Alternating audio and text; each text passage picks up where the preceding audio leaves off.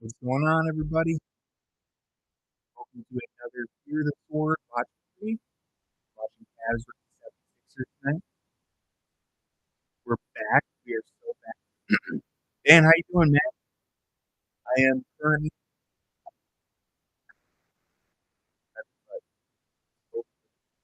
covering.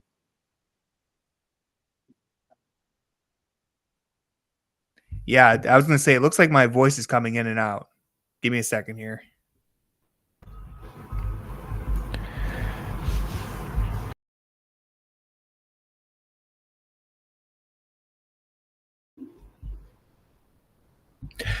Okay, let me know if this helps. I just tried reconnecting my mic, but what's going on, everybody? Welcome back. Awesome. Yeah, I don't know what happened there. I was having some trouble connecting my mic to begin with. But yeah, Cavs versus Sixers. Cavs looking for their fourth win. I believe fourth straight win by 10 plus points if they're able to do it. They're 11-point favorites tonight. Philly, as we've talked about a few times, kind of having a nightmare start to the year. They've turned it around somewhat in the last few weeks. They've been doing, okay, but well below where Philly fans would have liked them to be at this point in the season. Let me see where they are in the East. It's been bad. They're 9-16. Don't think many people in Philadelphia were hoping for that. They're 12th in the Eastern Conference. They're actually lower than the Detroit Pistons. So shout out to JB Bickerstaff. They're lower than Brooklyn, Detroit, and Chicago, which I don't think any Philly fan would have expected. But like I said, they've been trying to turn it around. They're 6-4 in their last 10. No Joel Embiid tonight, but I believe Paul George is playing. So we'll see. This could be a pretty decent matchup here. Both teams on the second night of a back-to-back. The Cavs kind of had the night off yesterday, all things considered. Absolutely took it to Milwaukee. That was an awesome game. And yeah, the Cavs have won 3 straight by double digits. I didn't catch much of the Milwaukee game yesterday, so I've been out with the flu the last few days, and then I managed to drag myself up to my my niece's dance recital. So I suffered through that. Didn't get anybody sick, thankfully, but that's where I was. So I didn't get to catch much of it, but I did listen to it on the radio, which was a weird experience. I haven't listened to many Cavs games on the radio, but stuck in traffic on the way back in like almost a blizzard all the way out in Medina is where the dance recital was. So yeah, got to listen to the radio call.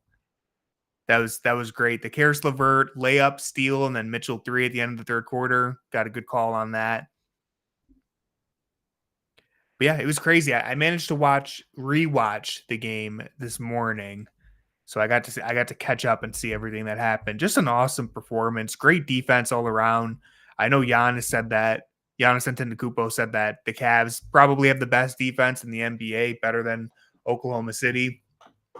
There's just so much Evan Mobley has gotten so much stronger. Jared Allen is a physical guy. Dean Wade played good defense. And it's like you just have so much size and physicality against Giannis that the Cavs were able to build a wall pretty well. Niang dove on the floor to get the ball. I think I missed that. Shout out to George Niang, man. He's really been playing well this year.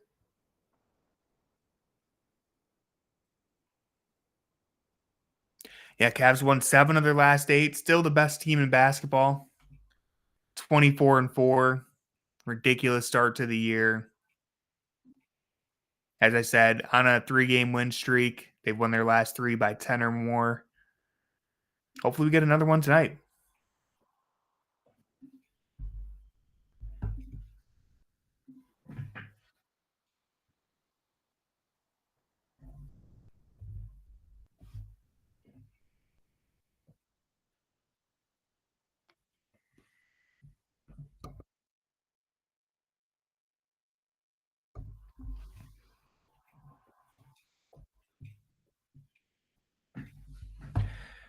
Gotta say, low key, kind of worried about PG tonight. He sucked last night, so he might have a bounce back game tonight. Yeah, I mean, I would be worried about that too. He's one of the more streaky players in the NBA still, even to this day. So you never know. I'm always going to be scarred by last year when he hit the game winner against us in LA, the 28-point comeback or collapse from the Cavs perspective. So I'm always going to be a little hesitant and wary of Paul George. That PTSD, yeah.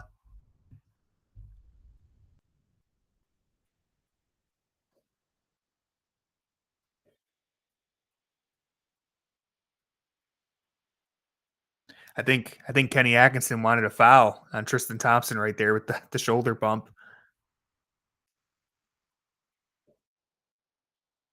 But yeah, Andre Drummond too. Oh, got hit in the face. Yeah, I mean, listen, this should be an easy win for the Cavs, all things considered, with how well the Cavs have been playing and how Philly has been struggling. But I wouldn't overlook this game. There's a lot of things that could happen for Philly to make this swing in their favor. So I'm feeling good, but I definitely going to be interested to see how this opening quarter plays out. You'd like the Cavs to just jump on them right away because they got a lot of talent on the floor right now. They haven't played well this year, but there's a lot of talent on the court right now for Philly. Talent that, like, on any given night, if they're playing well, can really give you problems. Tyrese Maxey, Paul George, even Andre Drummond has his weird moments. That's a good take from Garland to get it started. Yeah, I remember the Andre Drummond days in Cleveland. He was something else. He at least gave us some chaos to watch for during the dark ages. Dean Wade getting involved. Ah, yeah, Drummond in Cleveland was I'll say it was a fun experience, even though it wasn't always fun. It just gave us some entertainment. There wasn't always much to look forward to tuning into the Cavs each night back then, but Andre Drummond would always give you something wild.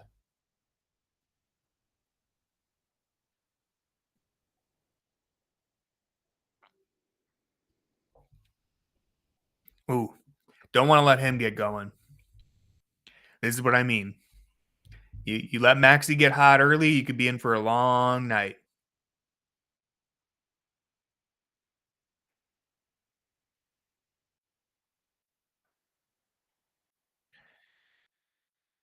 Ah, all right. Let's see if they can contain Maxi on this one. Nope. Alrighty. Jared Allen stepped up, forced him into an awkward miss. Ooh, Mitchell misses a layup on the other end. It's great to have you talking Cavs when Andre Drummond is on the court. Man, imagine if we were doing playback in 2019, the type of streams we would have had.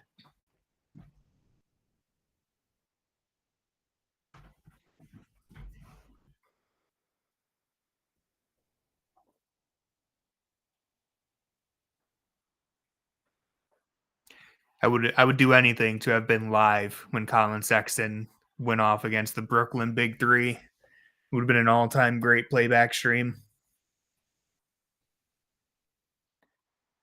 All right, Max, he's starting off hot. I think he's got all 8 points here. Getting right around Cleveland's point of attack. So a quick timeout, try to regather the troops here, lock in defensively, not the start that you were hoping for.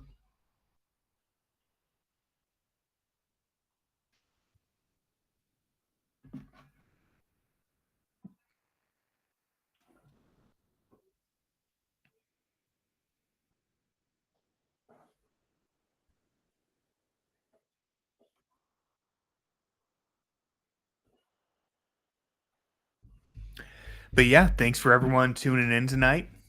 I know there's some other Ohio sports things going on, but glad you're tuning into the Cavs. Glad you're watching it with me. Thanks for being here.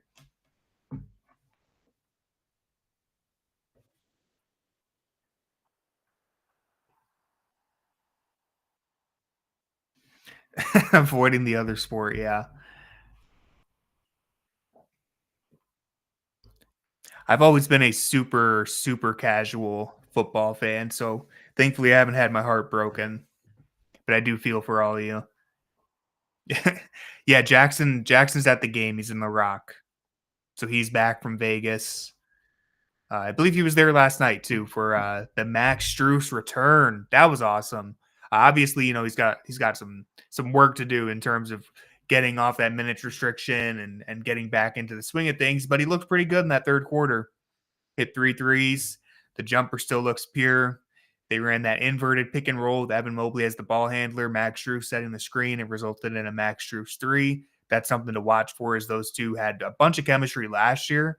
But now Mobley's been, air quotes, unlocked in this Kenny Atkinson offense. He's been allowed to do much more with the ball in his hands. He's looked more comfortable.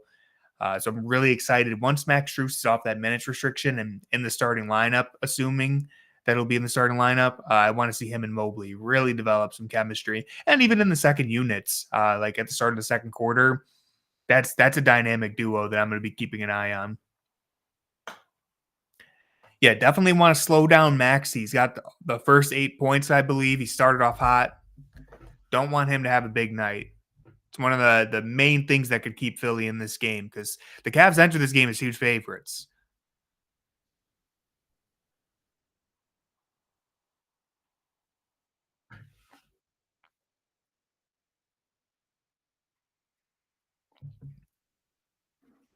Jackson is a Bucks fan. Yeah, he's been covering them a lot. Followed them all the way to Vegas for the Cup. The Cavs do not respect the Cup because they just decimated the champions right after their, ruined their parade. All right, this is a nice play. Oh, nice read there, but Allen threw it down low. Mobley wasn't ready for it. Reminds me of that J.R. Smith lob. Was it Pablo Prigioni that threw that? Am I remembering that correctly? That was a long time ago. That was on New York, but JR went for the lob. I think it was Pablo Prigioni, threw it down low, and he still caught it and finished it for the dunk. Too bad Evan Mobley couldn't do that, but it's okay. A little helter-skelter this game so far. A lot of weird, missed shots, turnovers. There's another one right there. Both teams on the second night of a back-to-back.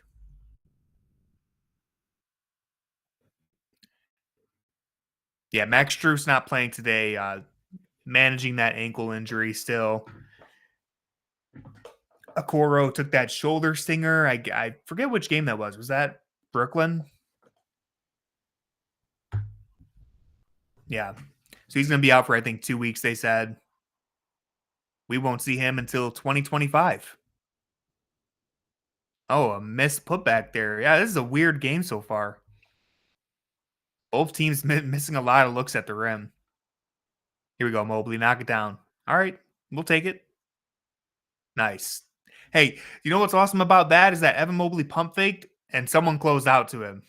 Someone actually left Donovan Mitchell in the corner to go close out to Evan Mobley on a three-pointer. That shows growth.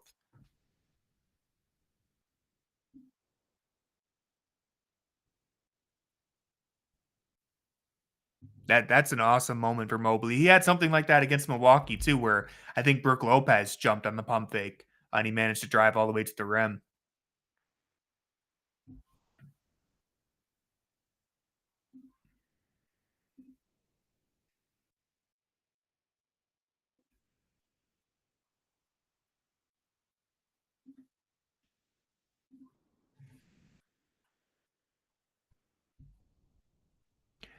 All right, trying to do the Jason Tatum to Darius Garland. That wasn't bad defense right there. Just height disadvantage. Paul George makes it tough. Pull up mid range.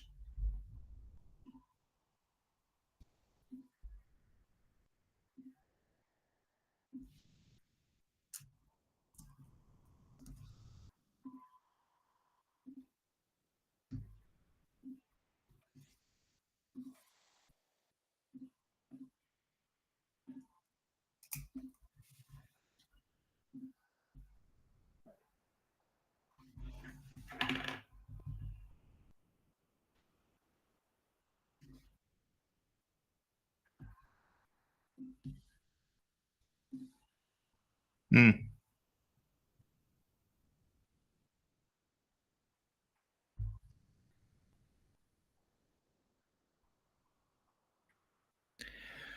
All right. In an early 10-point hole, I think the Cavs will be able to pull themselves out of this, but you want to see them find some life. That's a very quick response there from Donovan Mitchell.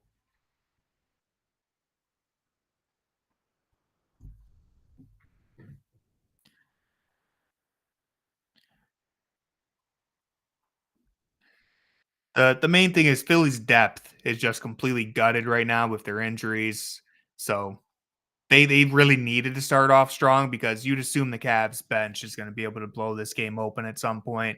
Just how much talent is on this Cleveland team. It's going to be overwhelming throughout 48 minutes, as we've seen all year. So maybe that's cope. Maybe we're in for a long night, but guess we'll have to see.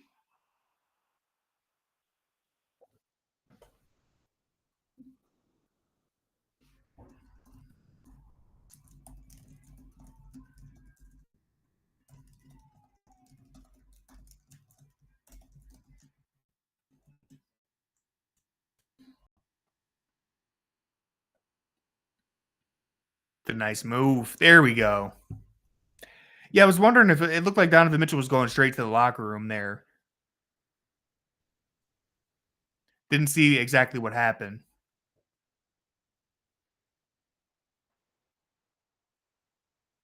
Yeah, maybe it's just a toilet break. I don't know. Darius is starting off strong. I'll say that. Darius is having a good game so far. Has the offense humming. Is a great pass. Great cut. Run the floor. Don't know where Andre Drummond was. Lost track of the throw. And then commits a pretty bad foul there.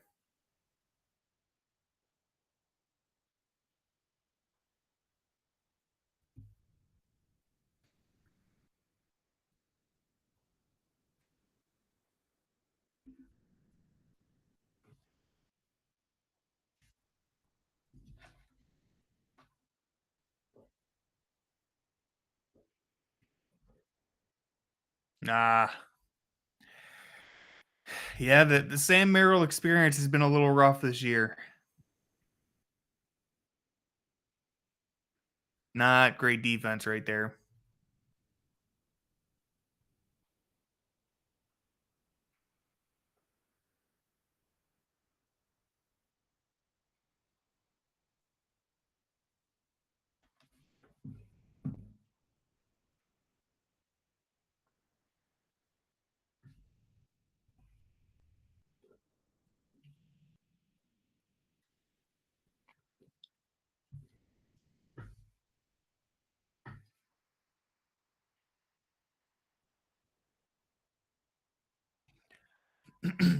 Cavs have had the best offense in the NBA over the last 2 weeks. A little bit of a slow start here in the first quarter. There we go. That's great. Getting Allen to the rim now. Great pass from Karis LeVert. Easy offense right there.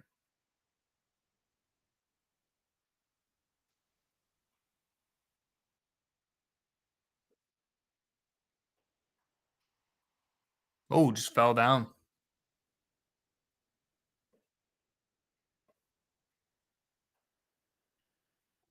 I think George Niang tried to stop that shot from going in. Tried to goaltend it at the end. I think he succeeded, but it looked like he kind of hit it from through the net. It was hard to tell. Yeah, it got cut off by the screen. All right, 20-14 Cavs, starting to put it together on offense. There was a lot of weird missed layups on both ends of the floor to start the game. Tyrese Maxey really started off hot, two threes and the layup there. Got Philly out in front, but not too upset with how the Cavs are playing. Got to lock in a little more defensively. Like the way Darius is playing. Hopefully, hopefully Donovan's okay. We'll get an update on that soon, I'd assume. And yeah, Jared Allen back to back nice plays at the rim. That Evan Mobley 3-point pump fake's probably the highlight for me so far. The fact that a defender decided to close out on Mobley and leave Donovan Mitchell in the corner, that's great to see. That's what we've been wanting to see for years. So Evan Mobley starting to gain some respect as a 3-point shooter.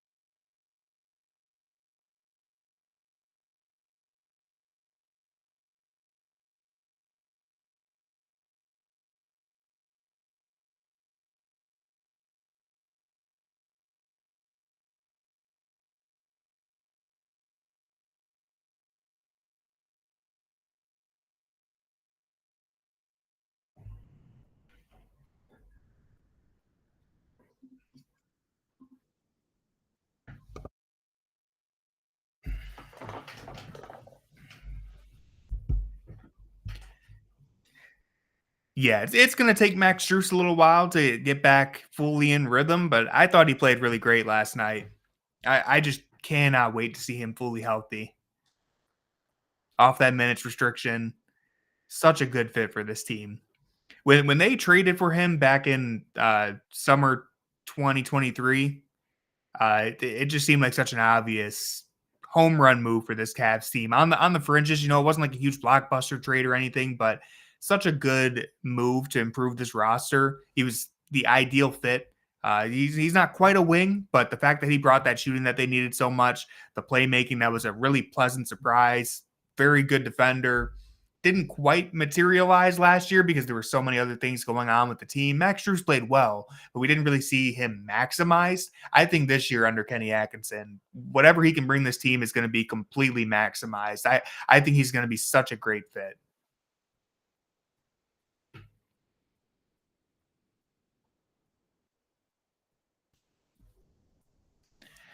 Honestly, I don't. I'm unfamiliar with Ricky Council the fourth, the third, the second, and the first. I don't know any of them.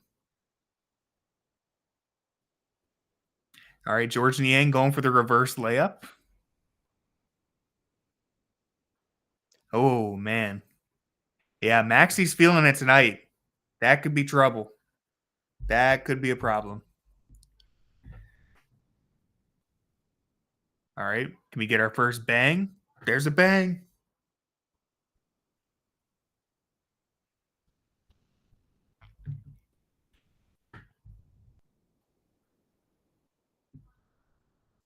See, one of the things here is that Philly is really desperate to turn things around and dig themselves out of the hole that they've fallen into to start the year. So I saw a lot of Cavs fans were really looking forward to maybe another easy win, but desperation is a scary thing to play against in the NBA. This team is really desperate to turn things around. And then we're seeing it. The Cavs are going to have to really lock in here and focus up. All right. Oh, I'm not mad at it. I'm not mad at it. Sam's out there to keep shooting, so I'm not mad. But man, it hurts when he's not hitting.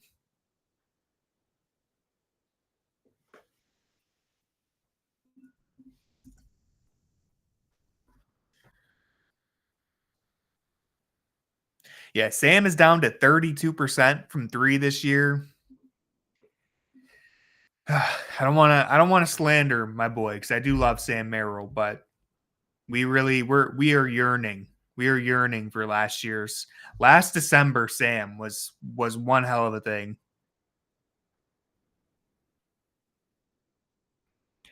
Yeah, get this slump out of the way. Hopefully he'll start hitting them later on. But man, it hasn't been great. Oh yeah, Donnie's back out, so that's great. I don't know what happened there. I don't even think the announcers mentioned it, or if they did, I didn't hear them.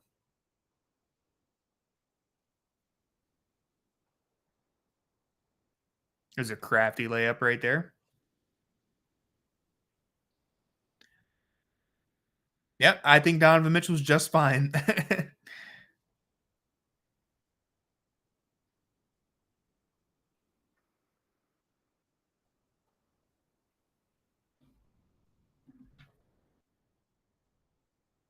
Maxi on Niang. Niang wins as we all expected. Oh man, look at that speed right there from Donovan.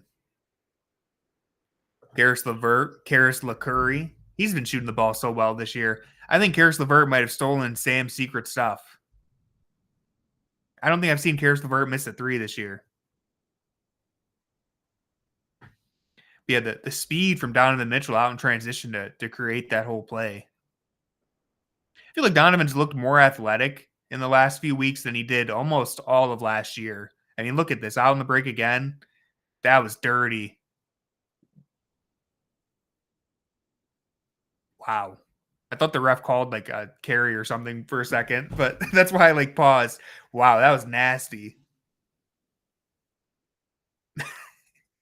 Got him jumping.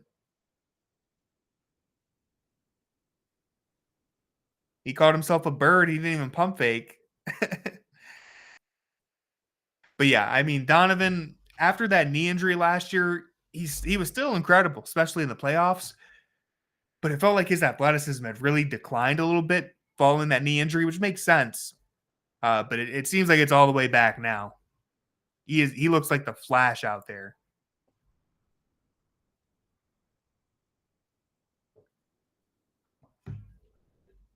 Yeah, just like that, Cavs in front. Threw a haymaker back at them. George Niang's moving his feet. Tough luck foul, but Niang doing a pretty good job moving his feet right there. And he just got another, he just protected the rim right there again. It's always funny when he does it because he's not getting above the rim. He's just hitting it out from underneath like an elementary kid.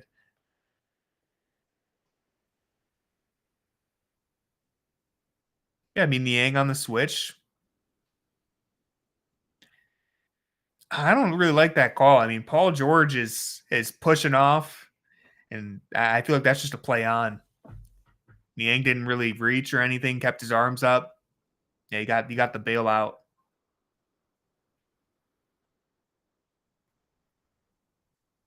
Here we go again. Whoa.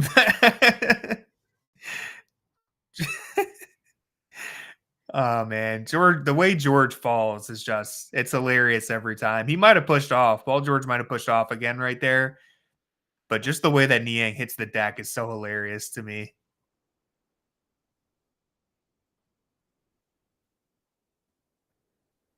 Oh. Maxey got ahead of himself right there. Let's see this. Maybe a little bit. See, the thing is, that probably is a push off, but Niang is also like completely toppled over. Yeah, his whole body control was really poor on that defensive possession. All right, another steal. Caris LeVert, nice. Speaking of athleticism, Caris LeVert has looked athletic this year too. He's dealt with knee injuries throughout the last 2 years. He's looked great. He looked really fast against Brooklyn. And right there, we see the speed getting out for a dunk. Jackson, I actually forgot to clip that moment, but I'm sure I can go back and get it.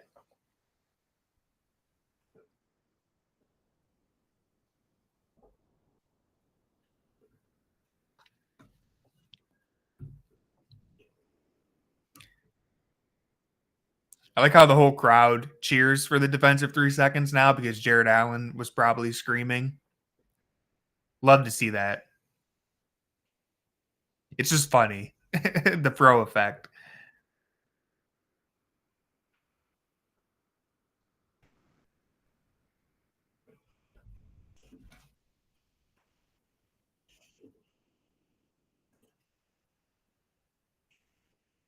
Yeah, Niang and Paul George are going at each other. Whole Sixers bench.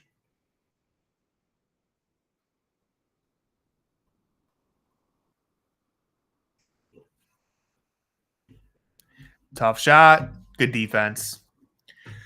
All right, Cavs managed to exit that quarter with a tie game. Fell down early, really rallied back behind their defense. Some great live action steals getting out in the break. Donovan Mitchell putting on a show. That deep pull up three, the N1 dunk, that Caris LeVert on a break. It's been a fun game so far. Like to see the Cavs. I think the Cavs definitely claimed momentum in the second half of that quarter. So see if they start off strong in the second. Because it was a close game yesterday through the first quarter too, and it wasn't until second quarter Cavs really started to blow the game open. So let's see if we get a repeat of that.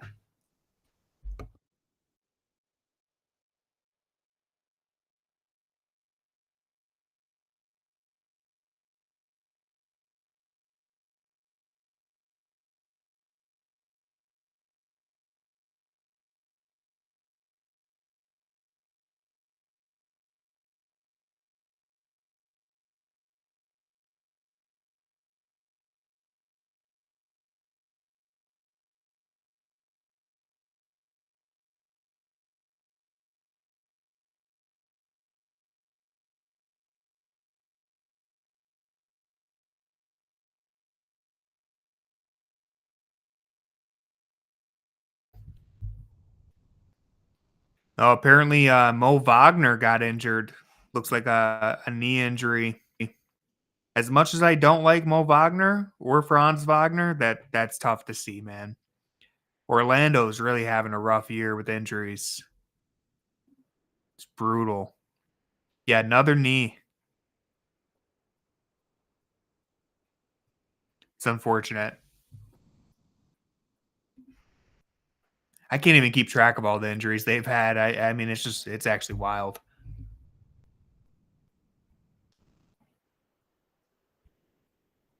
Yeah, it looked like it was no contact too, which is not encouraging.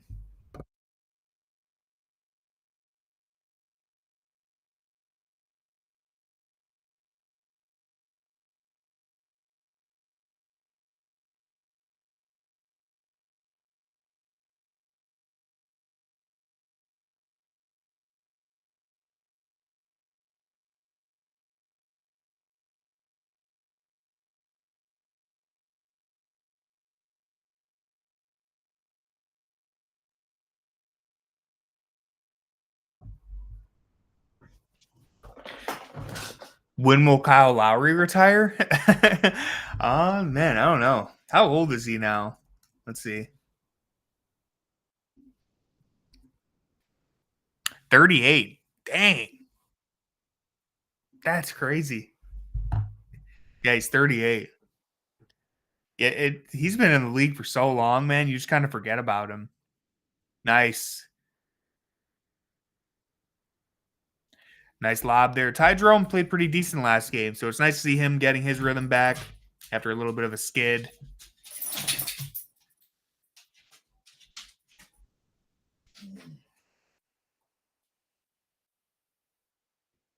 Cavs should fight to keep this one seed because it could be Knicks Celtics in second round because of Orlando injuries. Yeah. I mean, hey, that one seed's going to be really valuable. I think they're 2.5 games ahead of Boston right now. So they're gaining a little bit of ground, but it's probably going to be neck and neck for most of the year. So it's going to be something to keep an eye on. But the playoff bracket could break the right way for them. And you know what? You want to have home court advantage in the NBA Finals. So I'm cool with having the best record in basketball. It's good defense right there. And yes, I did notice the George Niang missed layup. I just didn't say anything, but I did observe.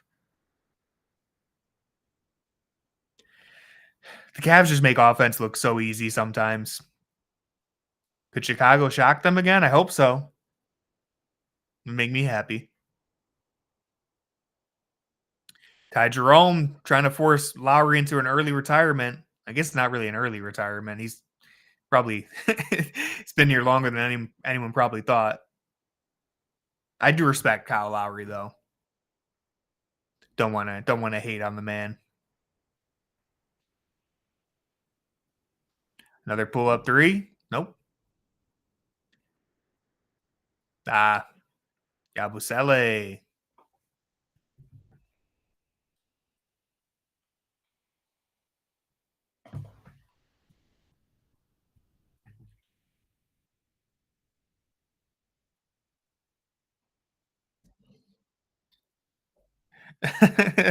Oh, Derby. That's unfortunate, man.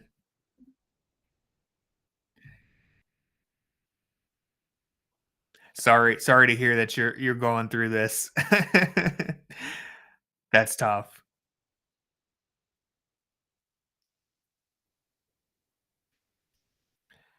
Jalen Tyson coming in.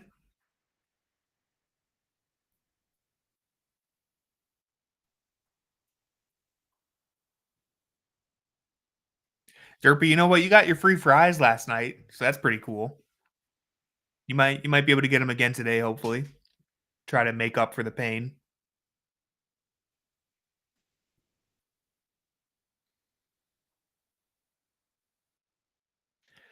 Mobley off the dribble.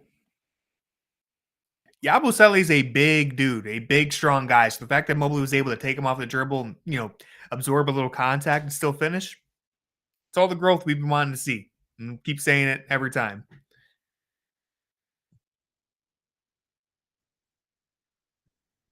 Oubre had nowhere to go on that pick and roll. No matter how many times he tried to rescreen it, Evan Mobley was just waiting for him.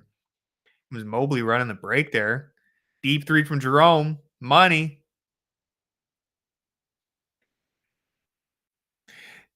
Jackson is so Jackson's so inconsistent with the slander. On any given day, I'm I'm a shameless Ty Jerome fan or I'm a Ty Jerome hater. If you're gonna slander me, you gotta at least be consistent. But I respect it. Yeah, Ty Jerome, man. It's crazy how he just takes that. I think this was his first shot of the game. 40 feet. And of course, it all starts because Evan Mobley pushes in transition, gets them out quick.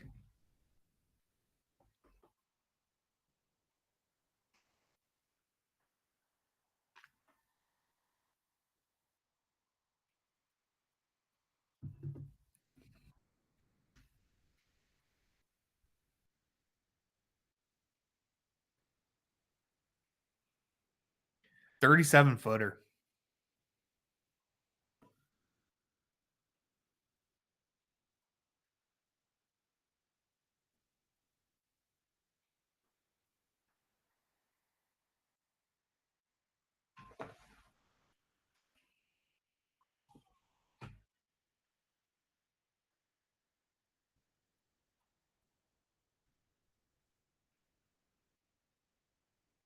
Wow. Let's go. Donovan Mitchell's putting on a show. Just embarrassed him. Oh man. I can't wait to see a replay of that. Sat him down.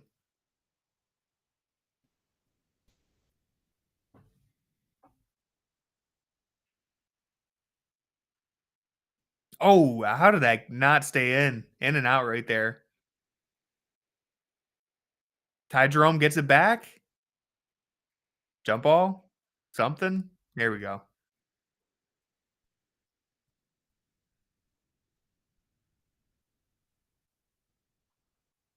Yeah, look at this. Oh, he stepped on him a little bit, so it's not as fun, but we'll take it. Completely dropped him. Missed the play of the season. Yeah, it's okay.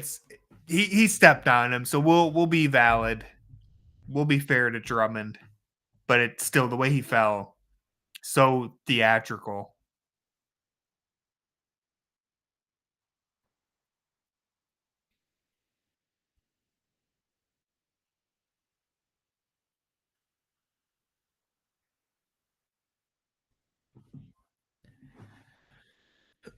Still a little bit of a back and forth game though. Philly hanging in there.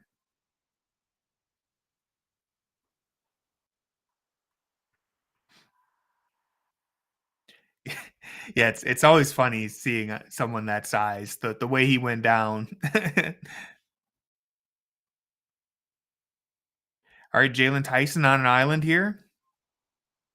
You know what? It's not bad defense. That's a shot that Maxi's more than capable of hitting, but he stayed in front, got a pretty decent closeout on a step back without fouling. I'll count that as a win for the rookie. Also, nice. We're just abusing Andre Drummond right now. Throwing the ball off his head, stepping on his feet. This is the revenge game. Tom was promoting his shoes. Yeah, he had to get an instant replay, zoom in on the shoes. Santa's courtside.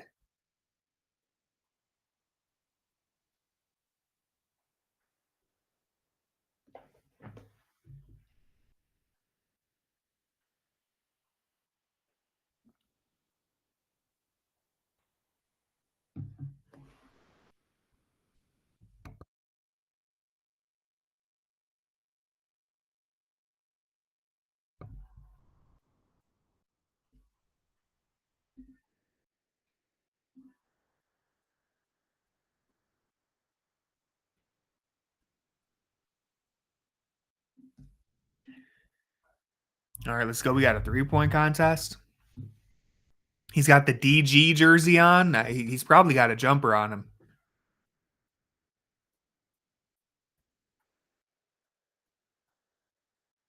So he gets $50 for each shot.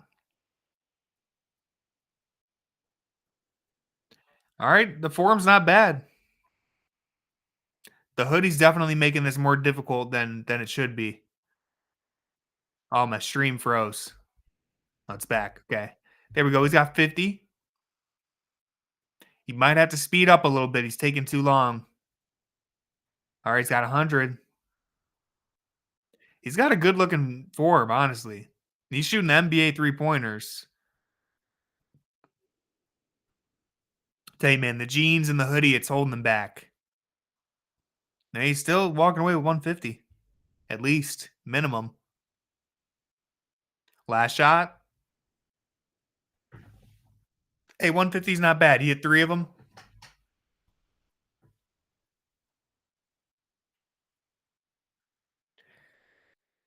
It's the money ball.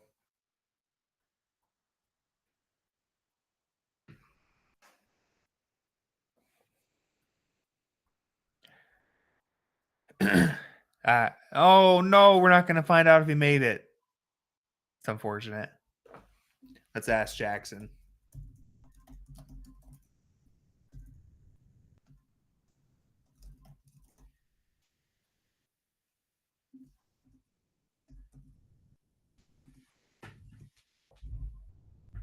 Hopefully, Jackson can put his media access to good use and tell us whether or not that fan made that shot there. What else is he at the games for?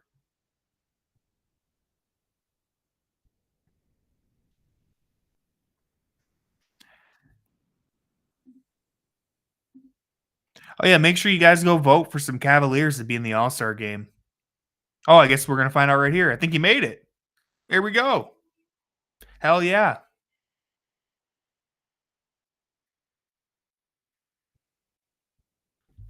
I'm telling you, I think Donovan Mitchell's clearly a lock. Like, I'm not losing sleep over that at all. And I think Evan Mobley's a lock too. I feel so confident that both of them are going to be in the All-Star game. Darius is the one who I'm a little nervous about. I could see him getting snubbed, but I think Donovan and Evan, I'm willing to bet the bank on it. They're both going to be All-Stars this year. No doubt in my mind. There's no way that Evan Mobley is not an All-Star this year.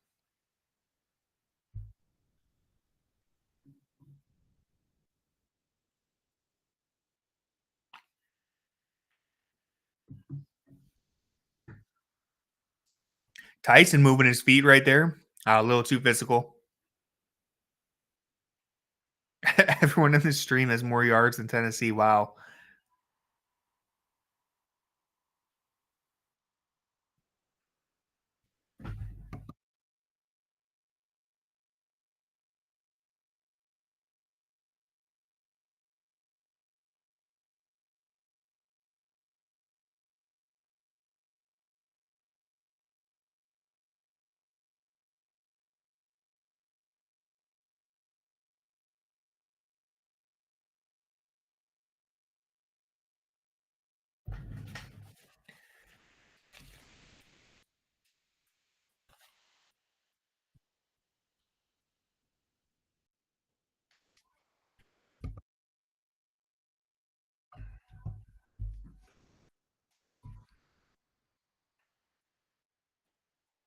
Double drag for DG. Pull up. And kiss of death. Cavs haven't lost a game all year when Darius does the kiss of death. Don't fact check that. Can't confirm that, but I feel pretty good about my chances. They've only lost 4. Eric Gordon in the game. Going to work against the rookie, though. Okay. Taking the young man to school. Darius just has like that pep in his step tonight. I don't know. He's just bouncing around the floor like he's really confident.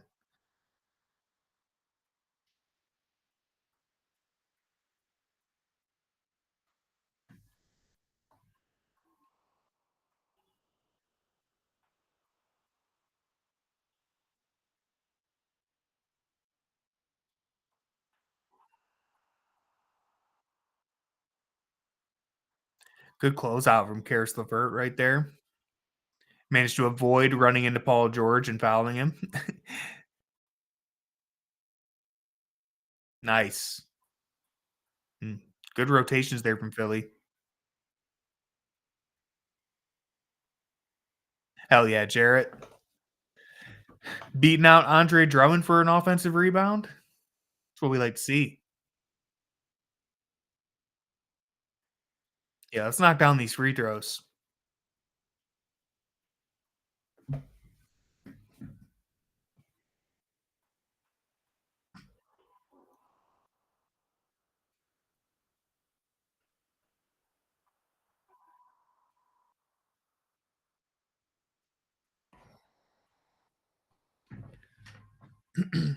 Yeah, yesterday's game was just great across the board.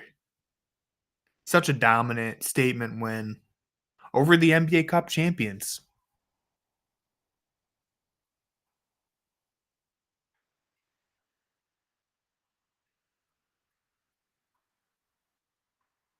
Jarrett doing a good job on George. Made him turn it over. Garris. And then DG headbutts the ball. It should be, Dan. We're the rightful owners of the cup. Oh yeah, he made a transition layup. I was so impressed by Jared Allen's defense. I didn't even notice. Karis LeVert breaking the curse.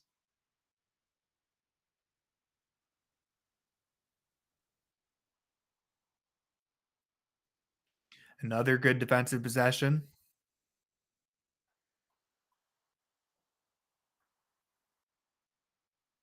Great ball movement. Ooh, good block right there.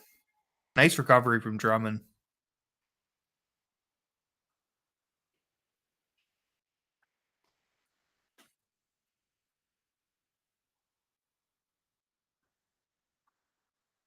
Mm.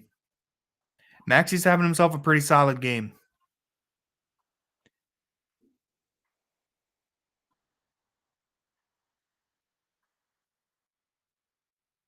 Nice ball movement once again. DG doing a great job of manipulating the defense, getting Allen on the roll, and then a good read from Allen to turn straight to D Wade on the wing right there, and he knocks it down.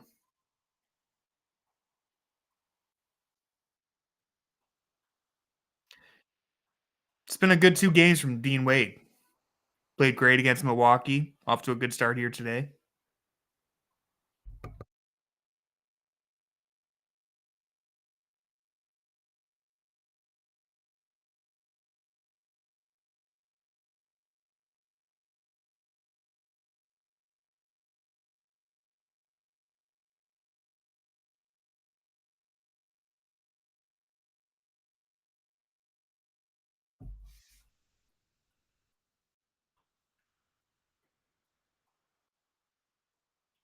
Okay, this is pretty good. I don't think I've ever seen the Cavs do this one. They got a mod involved.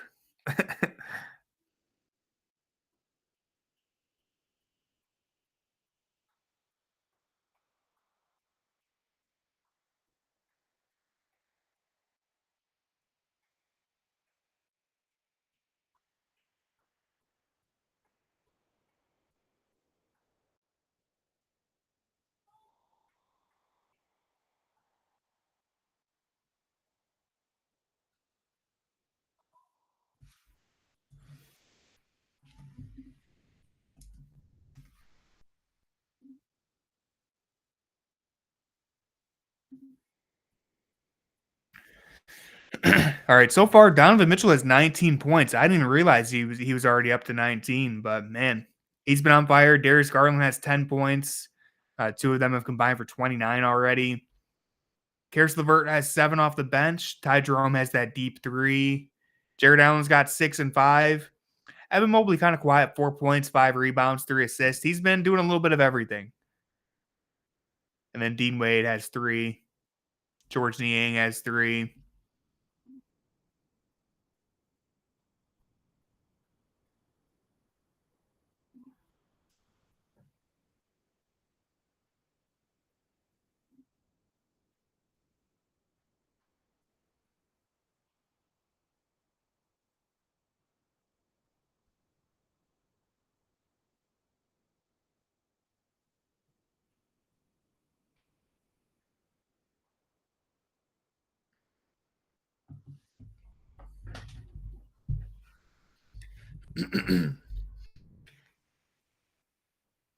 Man, I still got to finish my Christmas shopping.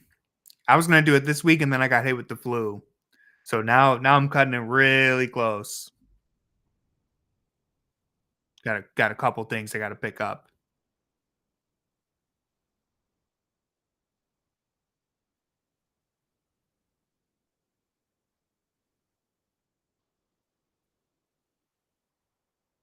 Oh, right off his knee. Oh, Jared almost turned it right back over, but there we go. Mobley three, money. Damn, Dan. Yeah, that's tough.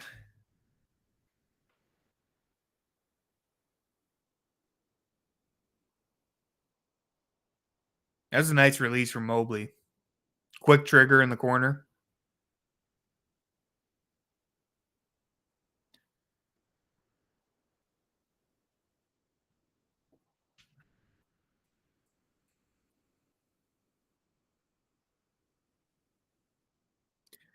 Nice take right there. Being aggressive gets himself some free throws. That was always another thing for Evan Mobley. Is just if he would have in the past, if he was more aggressive in his drives to the rim, he'd get to the free throw line more often. And right there, we see it just going hard to the basket. You end up getting fouled.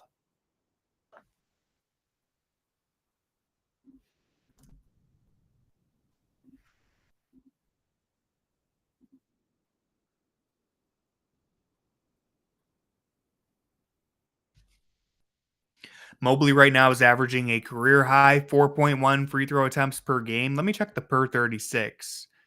I bet it's even better. Yep, per 36, it's about 5 a game. For comparison, the last 2 years he averaged 4 per 36. So he's up to about 5 this year. It's an area of his game that he can still get even better at. Like that's one of the biggest areas of improvement I'd be looking for, but he's taking steps forward, which is nice to see.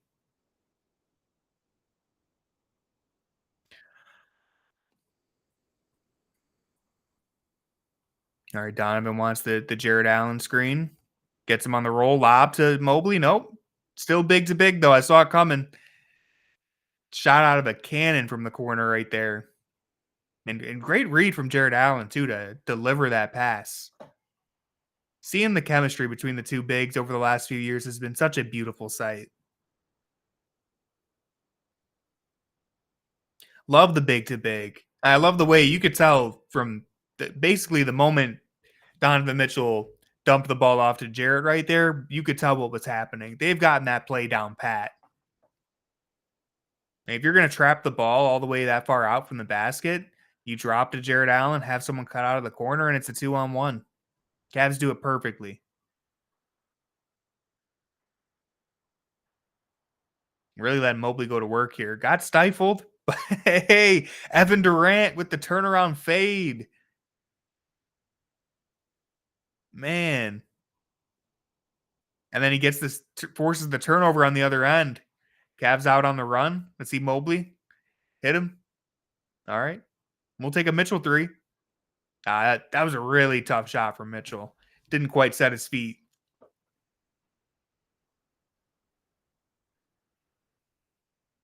All right. Another quick stop. And Mobley pushing it up the floor. Gets a screen from Mitchell. All right. Back into it. Oh, they had a mismatch with Jared Allen down low.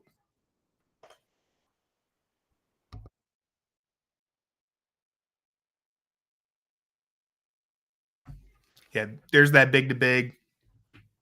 Great play from Jared Allen. Because Jared Allen is teammates with Evan Mobley, I think sometimes we take for granted how versatile he is as a big man.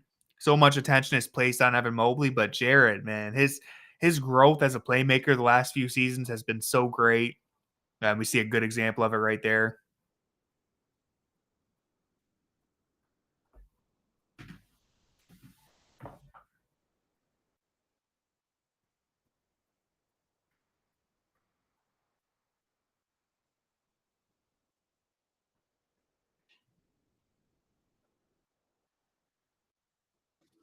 Ooh, thought Mobley was going to get an easy put back there.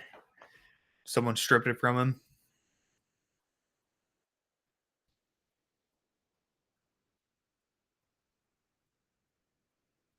All right.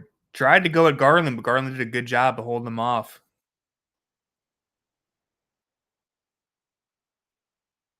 Good contest. That was that was a loud brick. DG3? Nope. All right, Mobley going right back to work on the block here. Good pass. Good swing. Knocks it down. The Cavs, that ball movement, man. Such a beautiful game of basketball. Everyone's involved. Starts with Mobley on the block, the kick out, the swing. Is what they did against Milwaukee, too. Just the ball's humming around the floor. Everyone's a threat to shoot. Good defense right here, forcing Philly into a desperation at the end of the quarter. Oh, okay. Oh, brother. Hey, man, that was a good defensive possession. That was just a good shot. Look at that step back. Looking like Ty Jerome on that last shot. But yeah, I mean, Cavs. Let's see what they. I want to see the second quarter score right there. Did John just say it? Yeah, 36 to 25 in the second quarter. Should have been 36 to 22 if they didn't hit a 40-foot bomb at the end, but pretty good response after starting off down by 10. You exit the first quarter tied at 30, and then you go on a nice little run in the second quarter. That defense was brutal. Evan Mobley, I mean, listen, Donovan Mitchell is leading the team in scoring by quite a lot, but Evan Mobley really came alive during that stretch when they took the lead. Just that three-pointer, the fade away, almost forgot about that shot. That was beautiful. The dunk. Awesome game from Evan Mobley. Awesome game all around so far.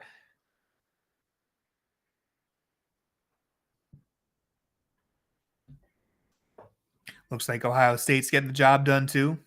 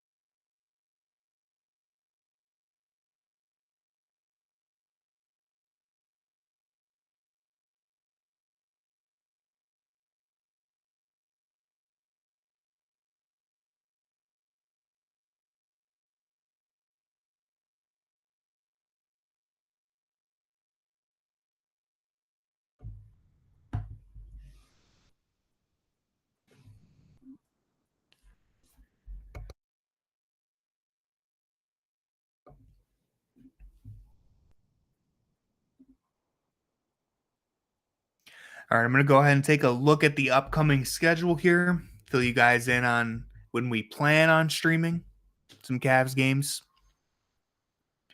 Looks like the next game's Monday, December 23rd against Utah. Me and Corey should be hosting that one. And then after that, Cavs don't play again until Friday next week, December 27th, against Denver. That'll be just me, I think, hosting that one. Let me see what time that game's at. That one's going to be in Denver, I believe. Yes, that's going to be a 9:00 game on next Friday. And then to finish off the year, we got Golden State Warriors on Monday, December 30th. That's going to be Jackson and Corey. And then on New Year's Eve, they play the Los Angeles Lakers. Jackson and Corey will also be hosting that game. So hopefully ending the year out strong. It's a pretty tough schedule there. Outside, like Utah should be an easy win. Denver, you can't say anything's an easy win against Jokic, but they've been struggling recently. You get Warriors, Lakers. That's a pretty decent schedule there to end out the year. Hopefully the Cavs can end it strong. And yeah, I'll be hosting 2 of those. Jackson and Corey will be hosting the other 2. Yeah, it's the West Coast trip. Yeah, I'm gonna take a quick break for halftime, and then I'll be back.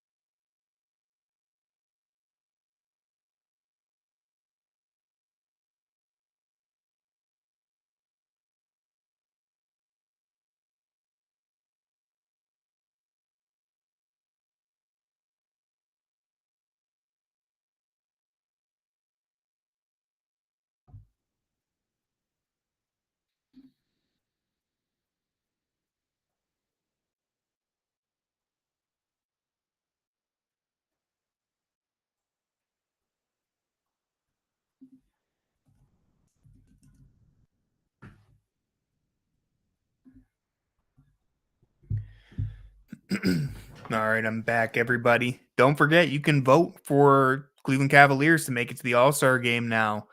I think is it today that the votes count as three? Sometime soon. They always do some weird stuff, but point is, you can vote every day. Today, your vote counts as times three.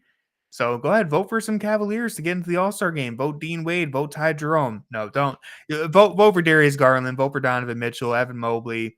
Those three, I think, have a legit chance of making it. Uh, Vote for Jared Allen too, but he he's probably not going to make it. I don't want you to get your hopes up, but definitely vote for Donovan and Evan because I think they have a legit chance. But go ahead and show some support for all of them. Oh yeah, today's the day that basketball was created by our beloved sweet James Naismith.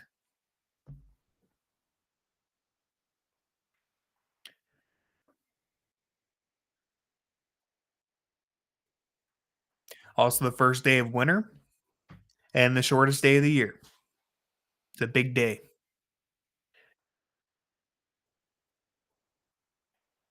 Yeah, that lob right there was great. Coming out of the corner there, Evan Mobley. Great cut, great finish.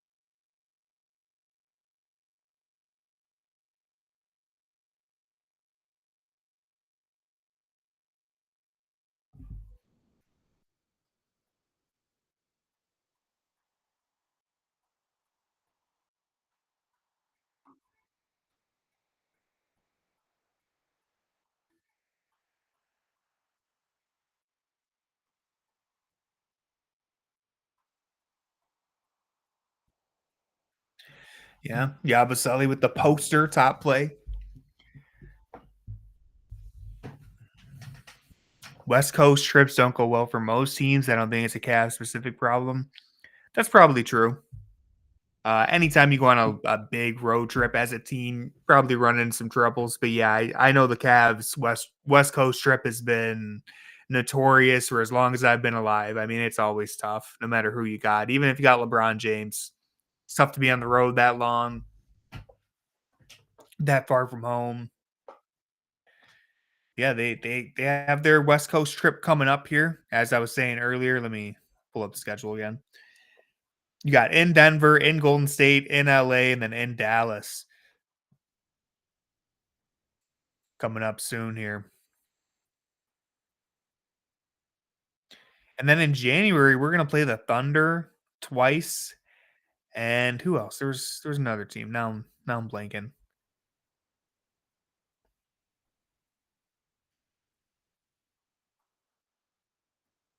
Why did I think we played someone else twice that was notorious? Now I'm not seeing it. I thought we were talking about this on stream last time. Anyways, we play the Thunder twice, which that's going to be an interesting challenge. Oh, Houston, that's what it was. The Houston's defense. Yes, we play OKC and Houston twice, both of them in January, which is going to be one hell of a test because those are two great defensive teams and teams that are really built to give the Cavs problems defensively. So I'm excited for both of those matchups, but a little nervous too. OKC trying to get Cam. Yeah, I mean, hey, it makes all the sense in the world for them. I don't know how much they'd have to give up, but they have so much draft capital that you'd hope maybe. Well, I'm not hoping for it. I don't want them to get better, but if you're OKC, you'd hope that maybe your draft capital can get you him rather than giving up too many assets. But I don't know. Sam Presti seems to play it really conservative with his assets, so we'll see what they end up doing. They could definitely use a legit shooter on that team, though. Very interested to see what the Cavs end up doing as far as trades. I think if it ain't broke, don't fix it. I'm not really. I haven't seen many proposed trades that are that like appealing to me, but I know there's a lot of talk about them wanting to stay under the cap and the tax and all that. So it's going to be interesting to keep an eye on. Like of all the years I've wanted Karis LeVert to be traded the last 2 years, really. Well, not really 2 years ago. I've been in and out on the Karis LeVert experience, but right now I'm in. I don't think it makes sense to trade him. Financial reasons, sure, but I don't care about that personally. I'm not the one paying these guys. I just want the best basketball team that we can have.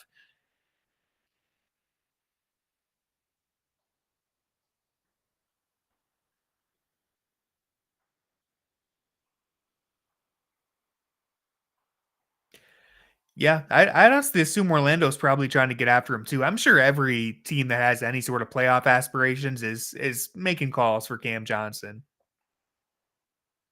Yeah, please don't do, do something whack like trade for Kuzma.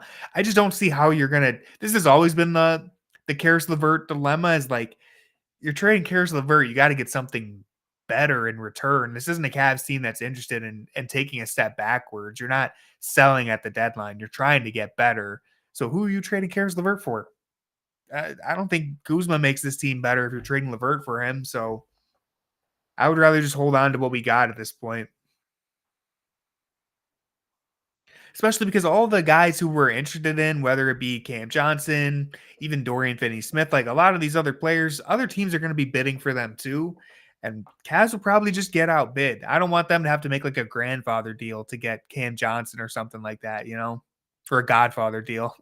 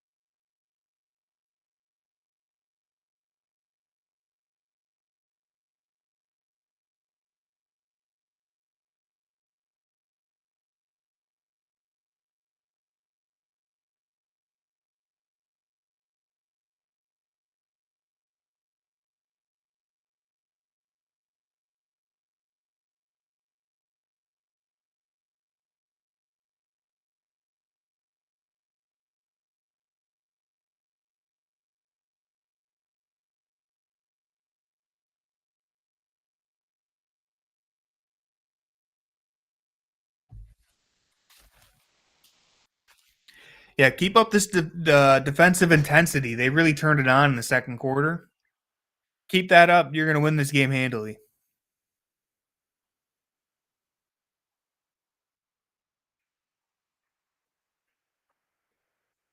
Two-man game right there. Back out to Mobley for a three. Oh, all right. Nothing but backboard. Oh, Jared Allen took a big hit to the head. Looks like he's okay.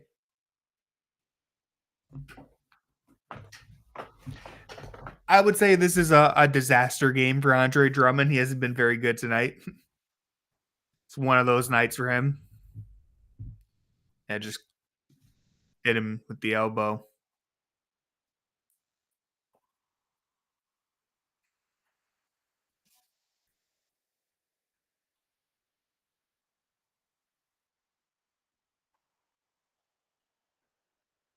Great take right there.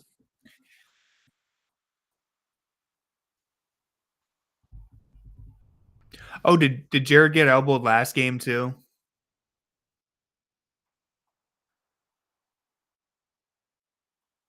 That's unfortunate. I missed that. He took this one like a champ though. Didn't even seem like it bothered him. Oh, Cavs defense so good, and that rebound from Mobley, great contest on the maxi shot, and then a great box out and rebound.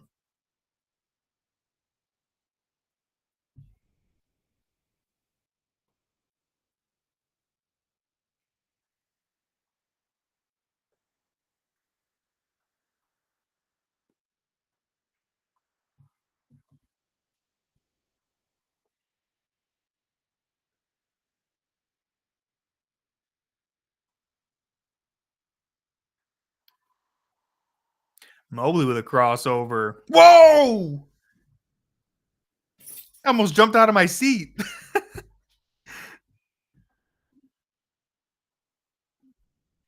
What did I just witness? Dan, that was a blink and you miss it play. Because holy, what just happened right there? That was like he was like walking to the rim and then he just exploded. I screamed so loud I scared Apollo. Yeah, we need a replay. Jesus Christ, Evan Mobley.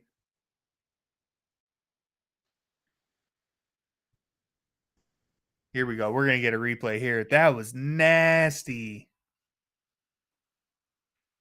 I don't even know how he got to the rim. Oh my god. The extension with that left hand.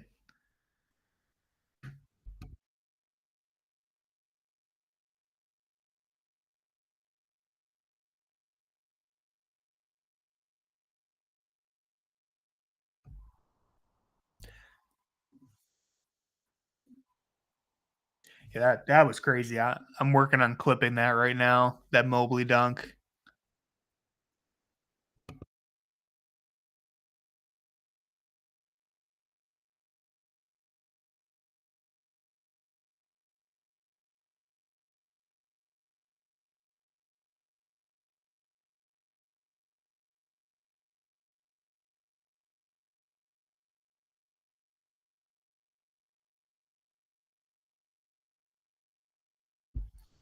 Dude, with the left hand, the extension.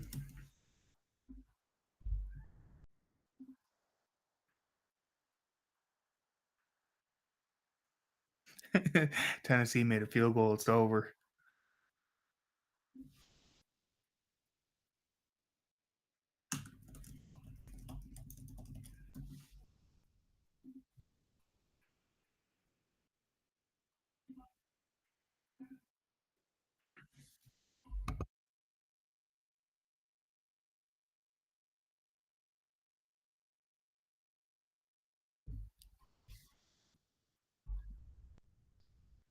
Ball movement.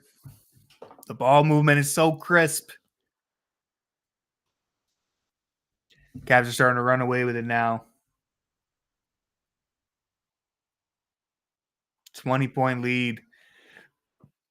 It's so nice being the best team in basketball, isn't it? It's such a luxury. Such a good feeling. Cavs are just decimating teams nightly. Heartwarming, all of it.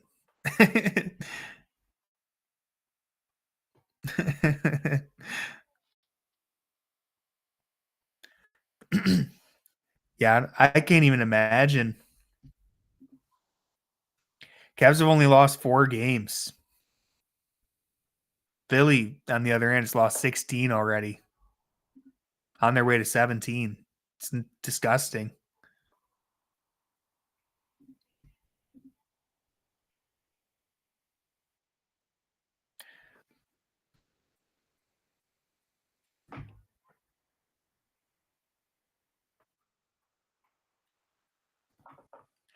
Got a festive 216 sticks. See the Grinch trying to mess things up for everyone.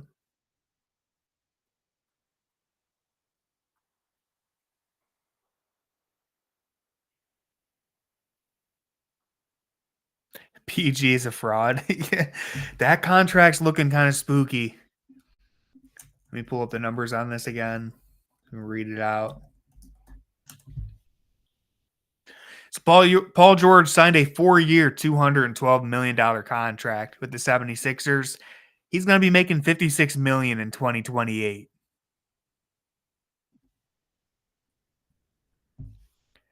He's 34 right now.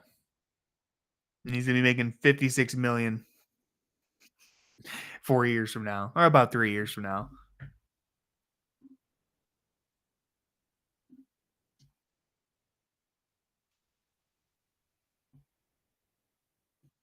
Couldn't be me. Couldn't be the Cavs. We don't hand out bad contracts like that. We just lock down our young superstars to great deals. I remember there was discourse about trading for Paul George this summer. It didn't last long. I remember there was discourse.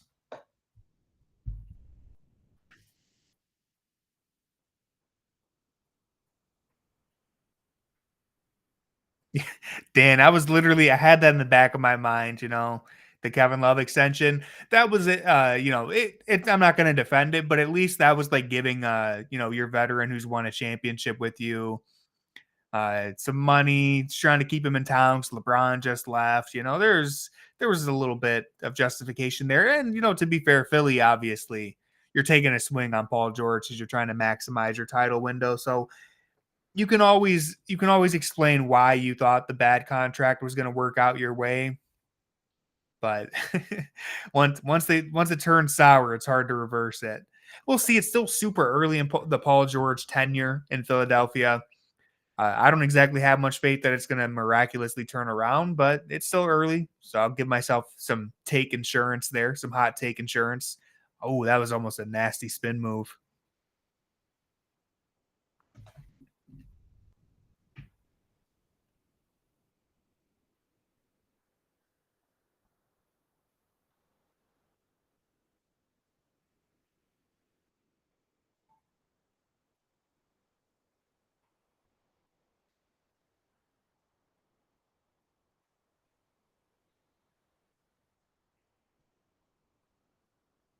I'm still in awe of that Evan Mobley dunk. I'm just scrolling Twitter, watching every replay of it. Every time someone posts it, I drop another like.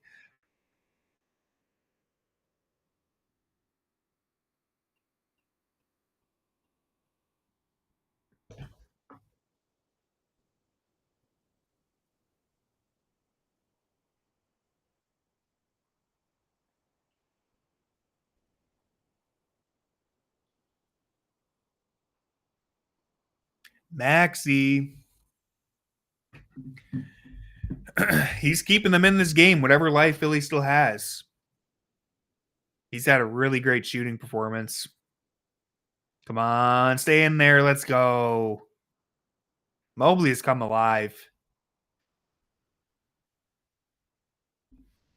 How many points does he have now, John? Tell us.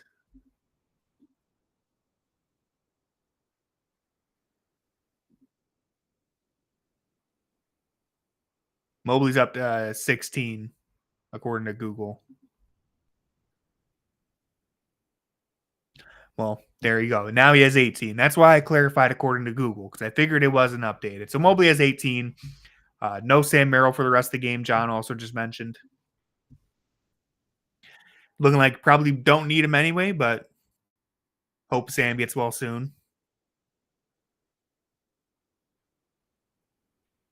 I believe Sam was already questionable or probable with that injury, so hopefully he's all good. Yeah, that quad. The schedule's been fairly light, so hopefully the Cavs are, you get plenty of time off in between games to get right. They don't play again until Monday and then Friday after that.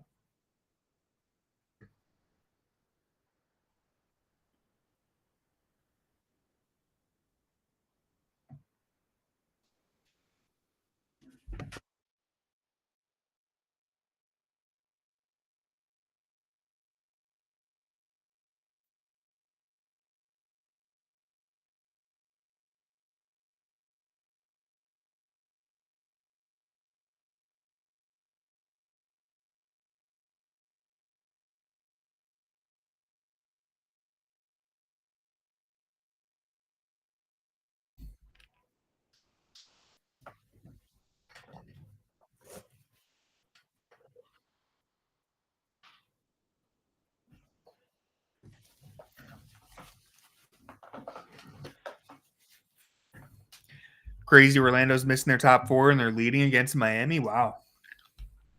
What the hell is going on in Miami?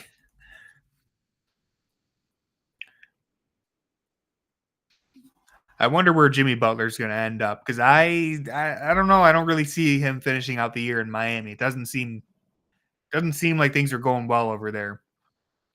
So I'm very interested to see where he ends up because it doesn't seem like he's had the same magic this year. But he's one of those guys when the playoffs start, for whatever reason, he just becomes a completely different beast. Mobley again, racking up easy points.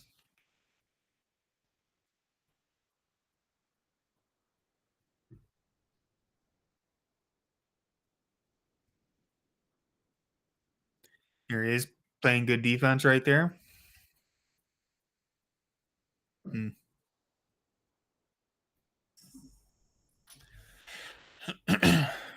Yeah, Orlando up by 4 right now against Miami. There's a minute left. Whoa, they're outscoring Miami 30-4 in the fourth quarter.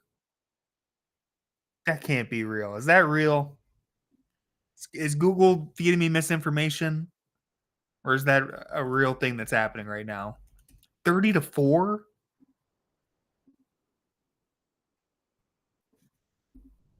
Checking ESPN to try and verify this.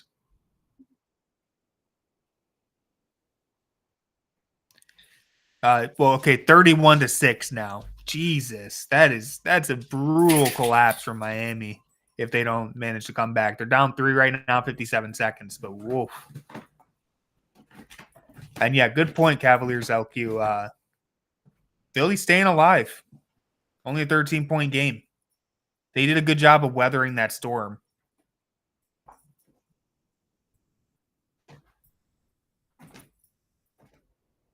Chipping away at the lead.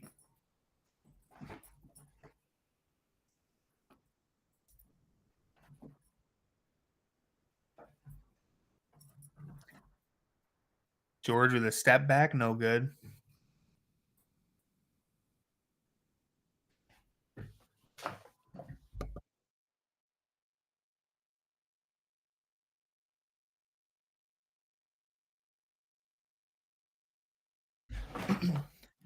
Kenny going small ball? Is that what I'm hearing? Kenny's going the small ball lineup? I mean, not that small.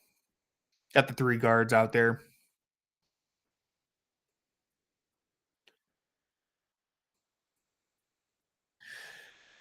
Yeah, you would like Wade in place of Niang here. But let's see how this lineup fares. Bad start. Maxi. Yeah, here we go. Oh, they're counting as a 2? Evergreen statement.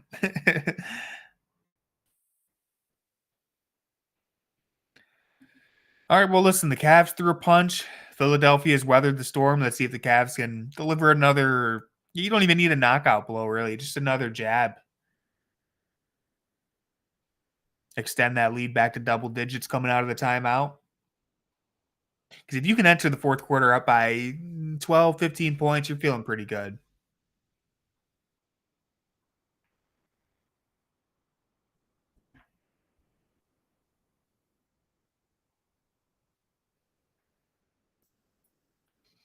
We got deal or no deal. Deal or no deal is always fun.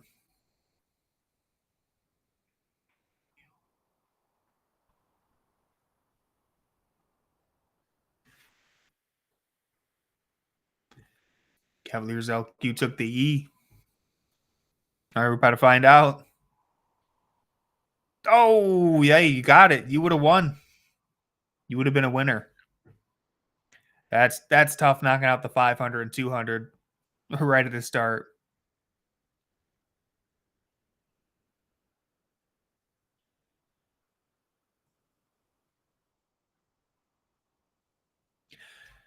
You got take the deal there, I guess, right? 88, might as well.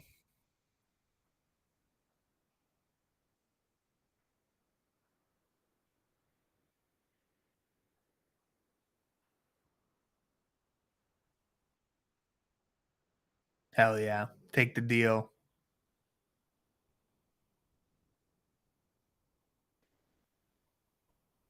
Smart man. Yeah, so Andre Drummond got baptized by Evan Mobley and dropped by Donovan Mitchell in the same game. This has been a cathartic experience. This was sweet from Mobley and I think DG as well. A couple of the Cavs were there, right? Or they maybe did separate things, but I saw a couple different pictures, videos. Is that Steelyard?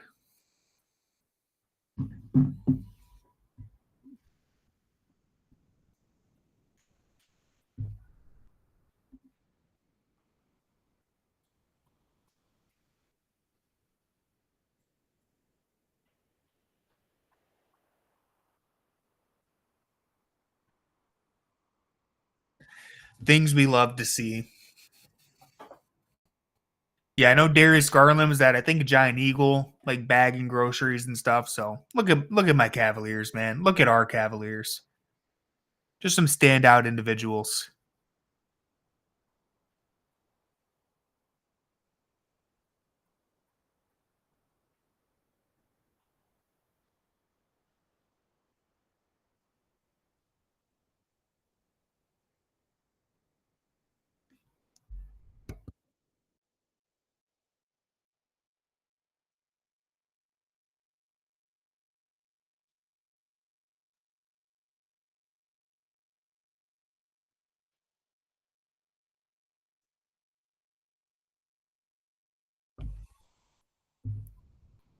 Man, they're being so physical with Jared Allen down there. They just knocked him down.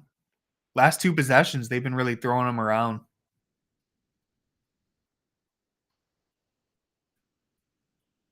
Oh, Magsy apparently can miss a 3-pointer.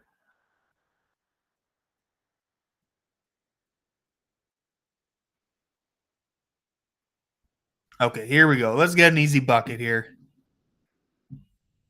Double bang. Bang, bang. There it is.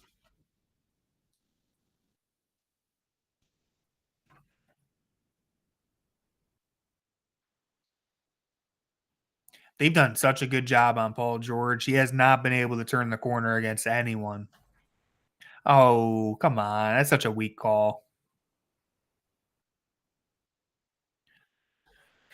See, people talk about the offense getting out of control, all these 3-pointers and stuff. One thing that you can change in the NBA, just let the guys be a little more physical, just a little bit. I'm not asking for 80 style hand checking or anything like that, but why is Ty Jerome getting whistled for that right there?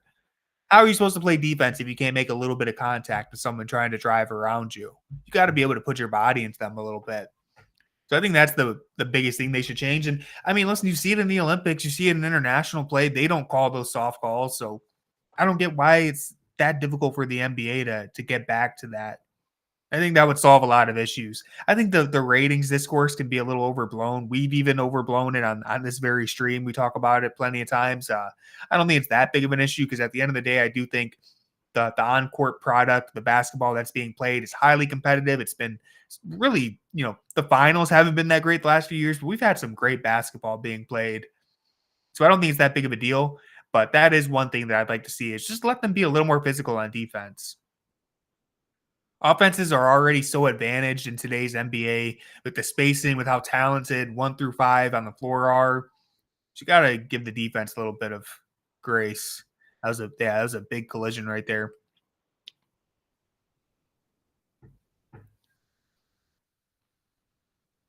Yeah, DG in a rhythm.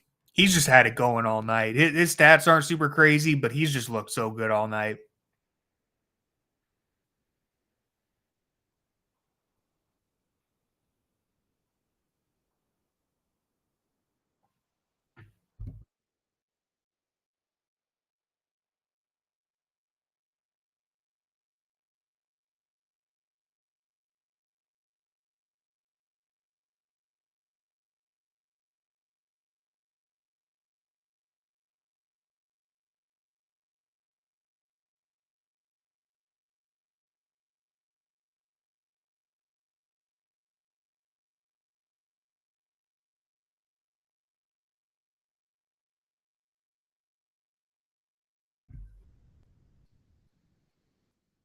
Orlando won, pulled it out.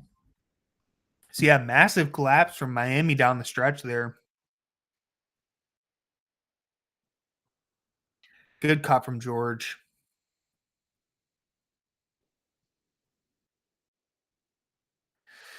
Yeah, everyone in Orlando's injured now. We mentioned earlier Mo Wagner got injured in that very game. They managed to rally back, complete a big comeback. Here we go. Cavs are putting some pressure on him again. Driving kick, swing.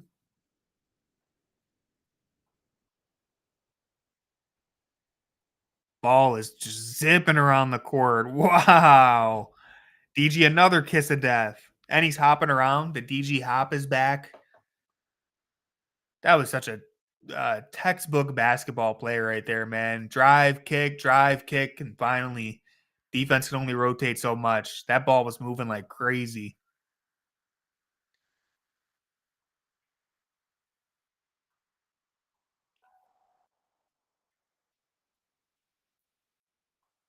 Good defense right there. You'll live with that. Defense collapsed, took away the layup, kick it out to a non-shooter from the wing.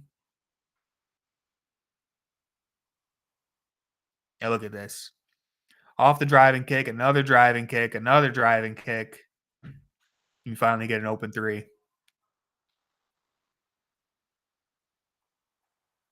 Yeah, they're finally they called something. Allen was getting harassed down low the last few minutes.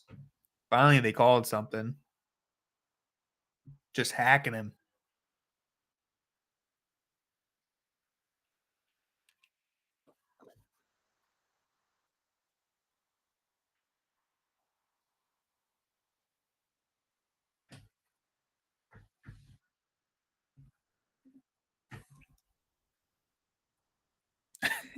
It's so crazy. The Cavs, that number one in 3-point and field goal percentage this year. It's been a dream.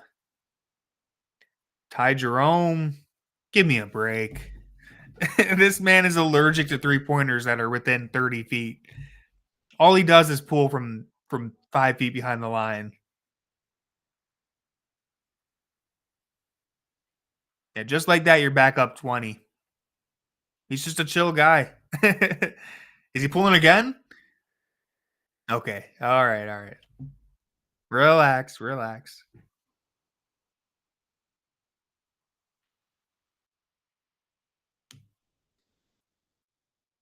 It's good to see some Ty Jerome magic, though, after a couple weeks there where it felt like he lost it.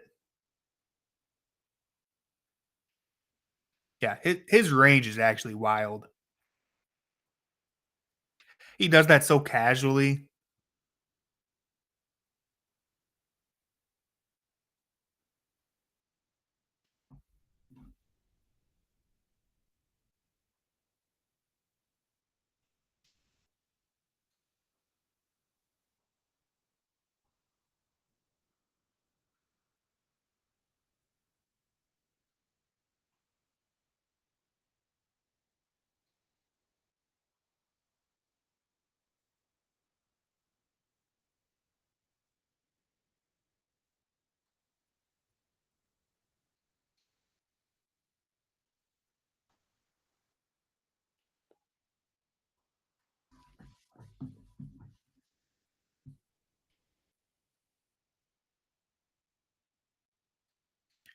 Karras, step back. Nope.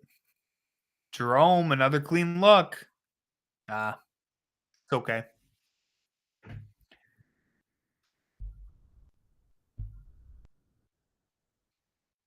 That is a pretty crazy stat that George played all 82 last year. The only Cavalier to play all 82. For the guy who gets, the most criticism and made fun of for being out of shape, he's the only guy who's available all 82. Another good box out for Mobley. We've had a couple of those this game. Great pass, cross court from Mobley. In and out, but that was a great read. As soon as he caught it on that elbow, threw it cross court to the corner. Very fast processing speed.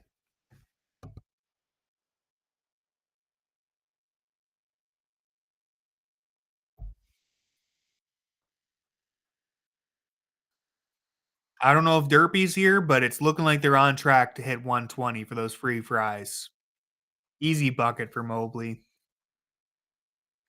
Bevan Mobley triple double, man. It's warming my heart just thinking about it. One of these days.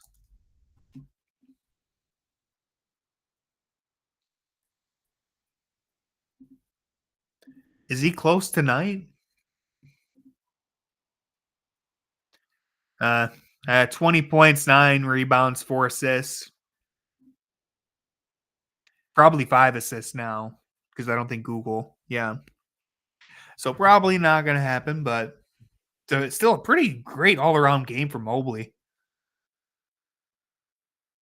You'd have to assume one day he's going to get a triple double. It's tough because the offense obviously doesn't revolve entirely around him. He has Darius and Donovan handling the ball for so much, so it's going to be tough for him to get 10 assists.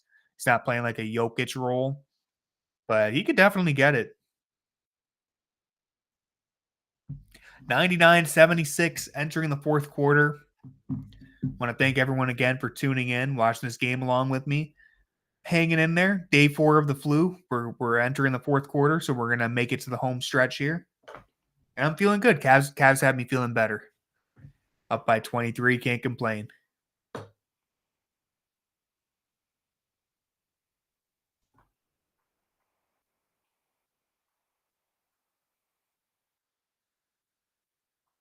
Here comes the $10,000 half court shot. Another DG jersey. Can he get the job done? You know it's winter in Cleveland when the hoodie jersey combo starts making this many appearances.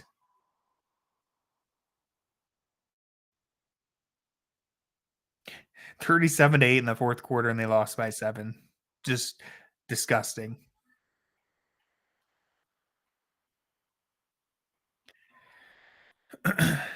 See, I'll never understand. You get 24 seconds to shoot as many as you can. You got to get them up there, man. Playing it too cool. Too cool in the hoodie. Oh, none of these are even getting the distance. It's unfortunate. Wow, of course the last one hits the rim. But yeah, man, I don't get it. If I'm out there, every ball off that rack is going towards the hoop. I'm not playing it too cool. It's $10,000 on the line. I'm getting my shots up.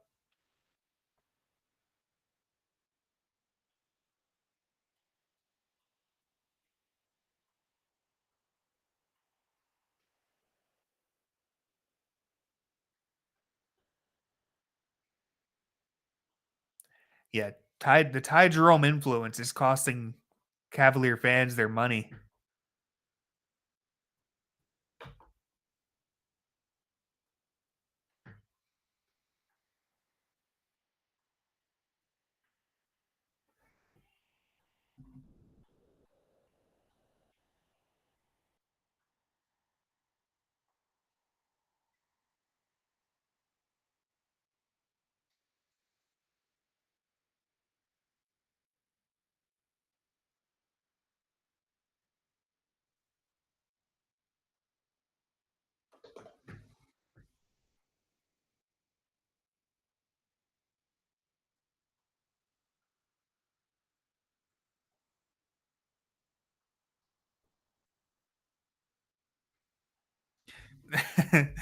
I was thinking that too, Dan. No, they cut back just in time. All right, let's deliver the knockout blow now. We've been pretty comfortable in the lead. Up by 23 now. Some would say it's already over, but one more jab will do it. Put him away for good.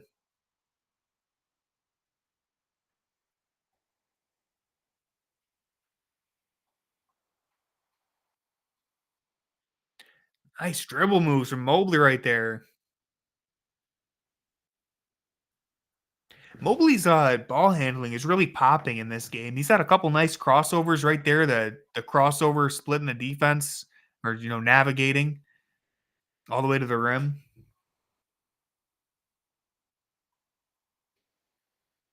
On that dunk earlier over Drummond, like he had the nice crossover. I mean, we've seen him putting it together a little bit. He's had some awkward moments throughout this year, but not tonight. Other than he had the one play where he kind of tripped himself up trying to spin. But this is like the most confined and tight handle I've seen from him in a game, I think. Oh, missed the free throws though.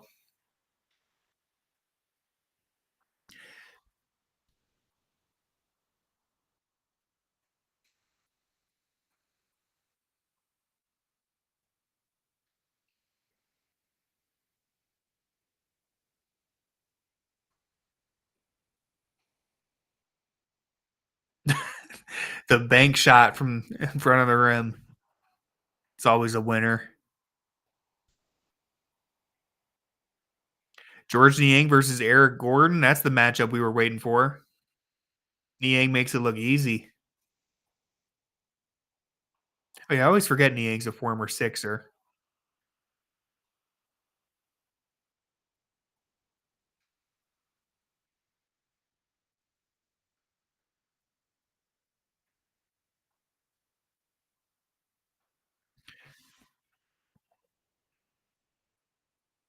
Come on, Ty. Uh, YouTube highlight thumbnail should be Niang versus Gordon.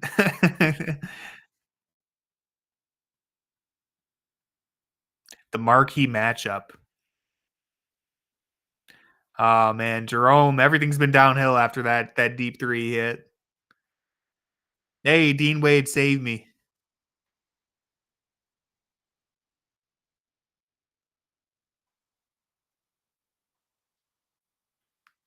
It's been a great 2 games for Dean Wade. I think he hit 4 threes yesterday. He's got at least 2 tonight. Donovan with some spin moves.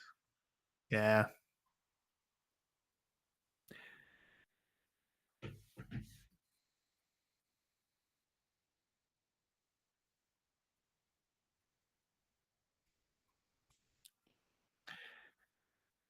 22, 13, and 6 for Evan Mobley.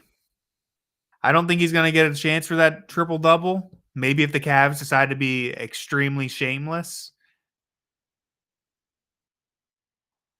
4 assists, it could happen. The thing is, he's not going to be on the court too much longer, you'd think. So they gotta hunt for him right now. Yeah, assists are hard. You gotta be real shameless here. Uh yeah. Donovan's still hunting for that 10th assist against was it against Philly?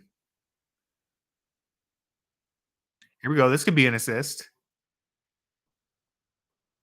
Come on, Ty. This counts as an assist. Nice. No travel. Did he really lift his foot? I honestly didn't notice. I'd like to see a replay. Did he? I mean, did he keep his left foot down? I guess his right foot. If the right foot was the pivot, it definitely slid. I think it did. Ooh, yeah. It was a good call. I'm still booing anyway. Cavs real small out there right now.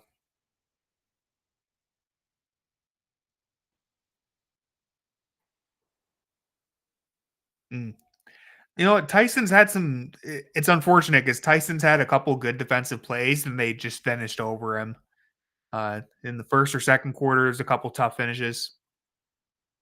Cole Anthony at 35. Oh, there's an assist. Can he get 3 more? Will he still be on the court when they come back from timeout? That's the question. What's his career high for assists? He's got to be pretty close to it, I assume. I'll find this out real quick. Has Evan Mobley ever had 7 assists in a game? He's at 8. His career high is 8. I always forget Evan Mobley's career high in blocks is also 8 against Detroit. He had those eight blocks, 0 fouls against Detroit, I think 2 years ago.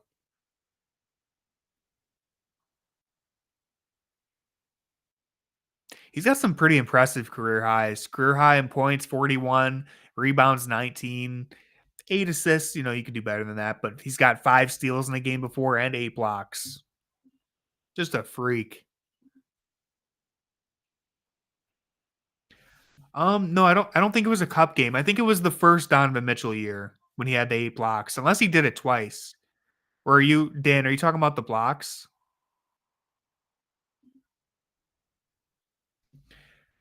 Maybe he did it twice. I'll see if I can find it. I know he did it against Detroit, I think his second season. So it was before the cup. But he might have did it against Atlanta too. Is that what you're thinking of?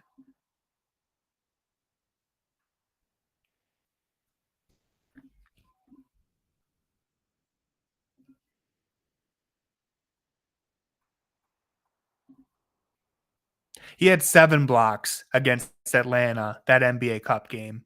Oh, that was also his 19 rebound game. So he had 17 points, 19 rebounds, 7 blocks against Atlanta in the NBA Cup. Yeah, he had I think it was like 3 blocks in the fourth quarter, like garbage time. It was really funny. Oh, Boston crushing Chicago? Let me check the score.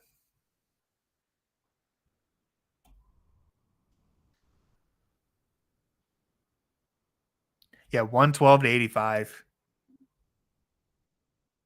Boston. The Bucks are up by 20 against Washington. Knicks are up 10 against New Orleans. Golden State's up 12 against Minnesota.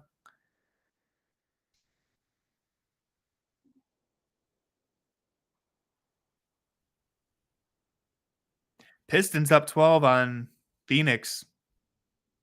It's been a good year for JB.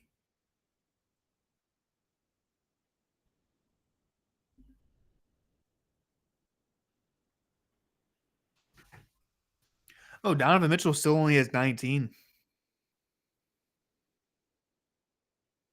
Oh, yeah, no Mobley. Looks like triple double watch might be over. That's okay.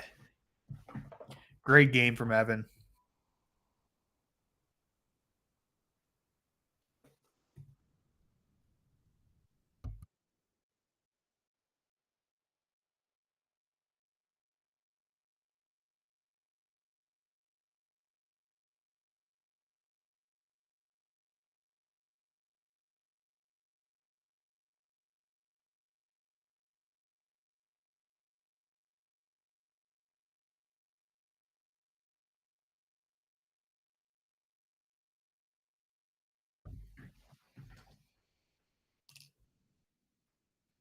Yeah, I was gonna say I thought Donovan Mitchell had 19 like midway through the second quarter, but he didn't even have to score in the second half. He just played the playmaking role. Evan Mobley really started turning up. Darius Garland was awesome. Ty Jerome had like a moment there that was sweet, and the ball movement was just again. I keep saying it, but that ball was moving like crazy around the court. Cavs just generating clean looks over and over again. And so you see like the Cavs, they're number one in 3-point percentage, they're number one in field goal percentage. But the thing is, they generate so many clean looks. It's really not a fluke. You know, it's almost January, and the Cavs are still leading in these categories. They're second in the NBA in offensive rating. They're first over the last 2 weeks. Just feels good to see. You know, we have like 2.5 months of this being a legit sample size. Like, this is just who the Cavs are. They're a really good offensive team. And when you looked at the last few years, their main thing that they had to address was the offense. And Kenny Atkinson has done a brilliant job of that so far. And it's more than just Kenny. You know, all the players had to buy in. The players individually have improved. Evan Mobley, it's not just that Kenny Atkinson is allowing him to do more things, but Evan Mobley's also just improved. He looks more comfortable in this role. And so all around, such a great start to the season. I mean, we're more than a quarter of the way through the year now. See if Ty Jerome can get something nice around the back. Hmm. All right, Tyson with a nice offensive rebound and a dime. Ooh, foul. No, he stepped out of bounds. Pelicans towel boy. Yeah, I was scrolling through Twitter and I saw that, but I didn't get to watch the full video. So Pelicans towel boy got a tech for coming up to wipe the floor during the play. I don't think I've seen that before. A situation like that. I didn't even know you could give a tech to the towel boy. Honestly, that's hilarious.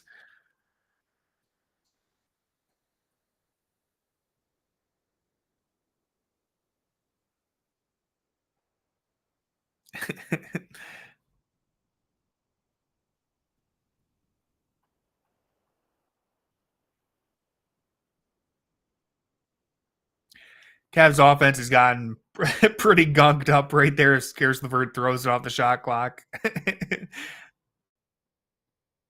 Yeah, I mean the offense is looking kind of ugly here, but the game's completely over. Everyone's ready to go home.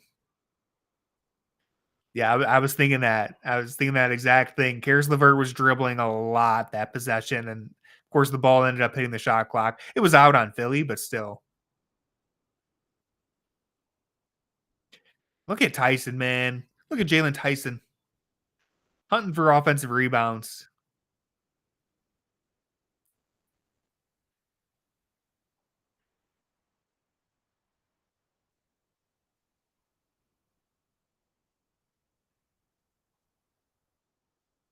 They've taken a very patient approach with Tyson. He hasn't played as much as we probably thought he was going to, or maybe some people thought he might during summer league and just the hype around him in training camp. They've been very cautious with him and patient, but I'm still pretty hyped up about Tyson. Yeah, he hasn't flashed as much potential as he was, but when he's on the floor, he clearly understands his role, which is getting those rebounds and playing hard on defense. It's probably going to take some time if it ever comes to fruition, him being like a rotational player. It might not even happen this year at all. It might be more of a long term thing, but I like that every time he enters the game, he understands what's expected of him. I think that's a good sign. Even if, we probably be ready to be patient with Tyson because I don't think it's going to happen overnight. He's still very passive. Hey, nice shot from Ty Jerome, the chill guy. He really spams that emote. Ty Jerome hits the chill guy post every time.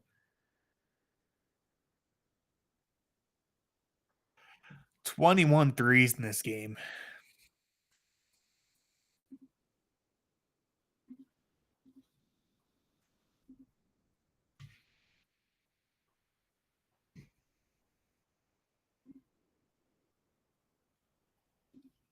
And they just keep having nights like this. All season they've been shooting the ball like this. It's wild.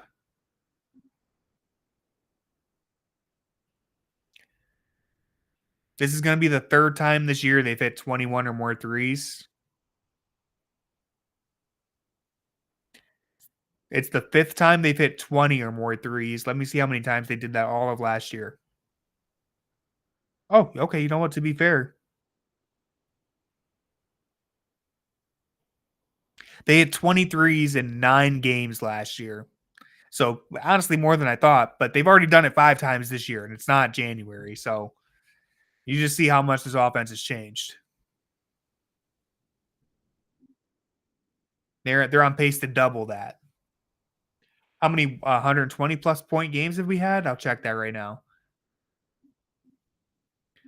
I'll start with last year real quick.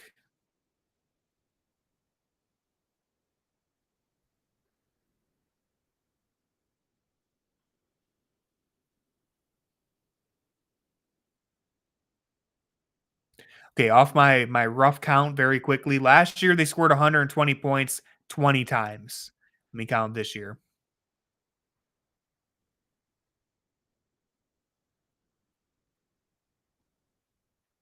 They've already done it 14 times this year. So again, off my rough count, it's possible that I miscounted there. But last year they did it 20.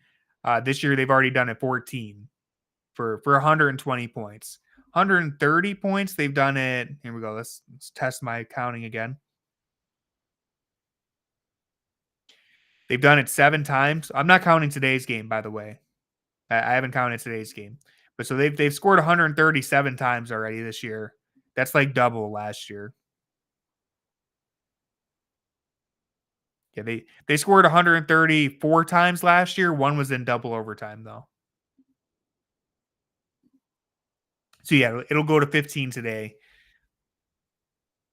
for the amount of times they scored 120. And there's the free French fries. Where's Derpy? Is he here? He's probably already on his way to McDonald's.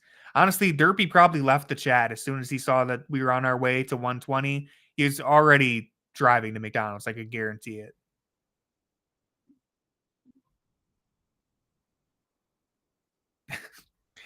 He's eating the pain away. I haven't even redeemed the free fries once this year. So I should really get on that. I've been missing out.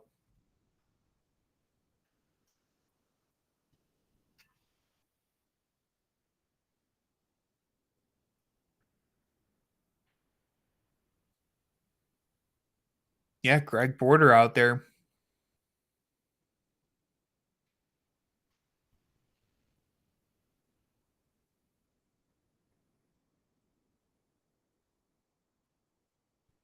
What are we doing here? What's the ref doing? Yeah, I was just thinking about that. Think of where we were last year, the Cavs. This time last year, Evan Mobley's out. Darius Garland's got a broken jaw. This was the start of that Sam Merrill, Craig Porter breakout run. I mean, Craig had kind of already broken out because of that Philly game and the Denver game. But this was like this time last year, it was full on Merrill mania.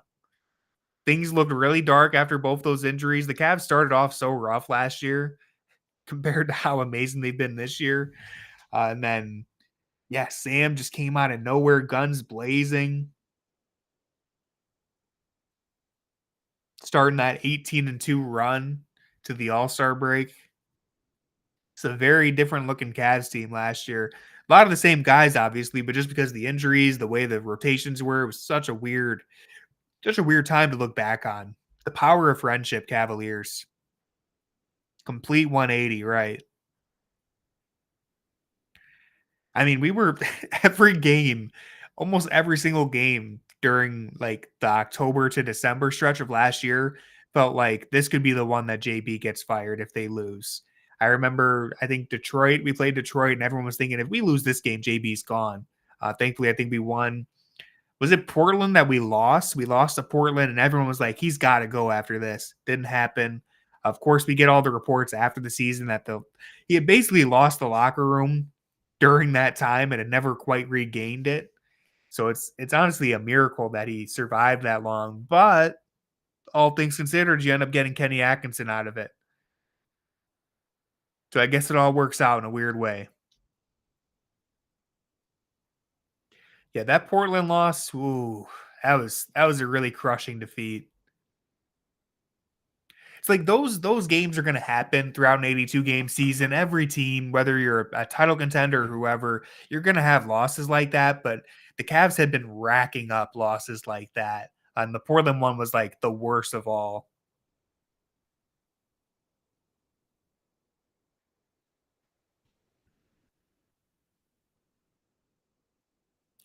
30-point leads. The Cavs are going to win their fourth straight by double digits.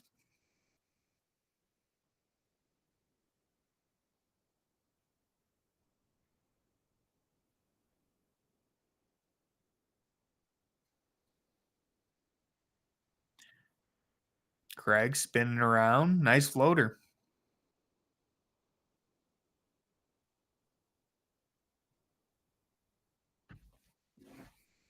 Yeah, when they signed Sam Merrill in the 2022-23 season, I think the only person who knew who he was Jackson.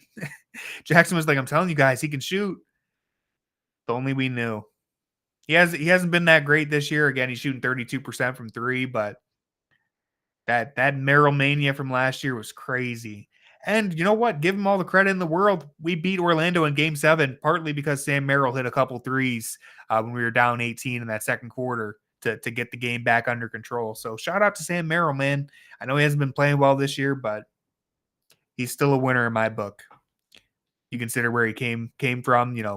Not even really an NBA player entering last year, and really just that huge stretch when we needed him most in December of last year, and then came up big in Game 7 against Orlando. And yeah, I think he'll turn it around too, just because he is such a. It's so clear that he's a good shooter. That 32%, that's going to turn around at some point, but yeah, it hasn't been very good this year. Derpy left to get the fries.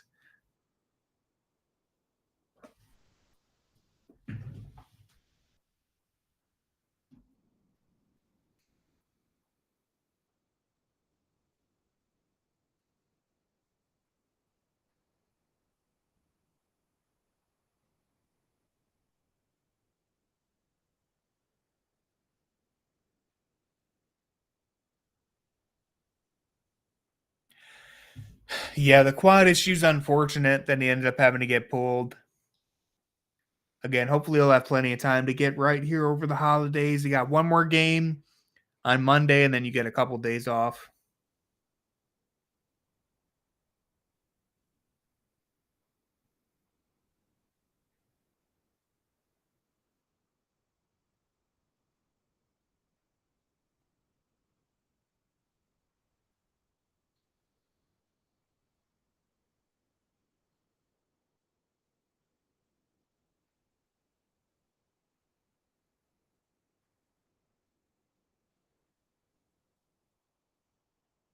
Jason Tatum had 43 points, 16 rebounds, 10 assists.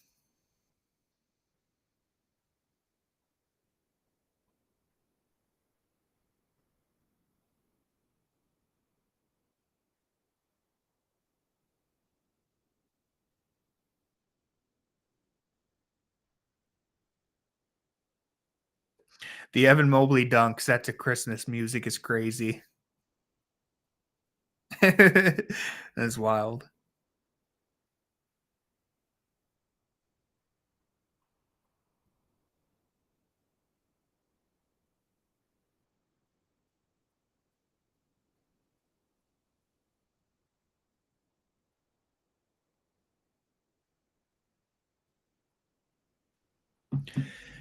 All right, I think we got what, 2 minutes left?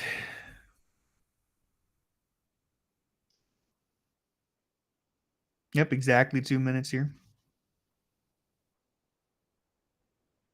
See if Jalen Tyson can get in his bag. He's got so much arc on that 3-pointer. The moon shot. That's a good looking jumper right there.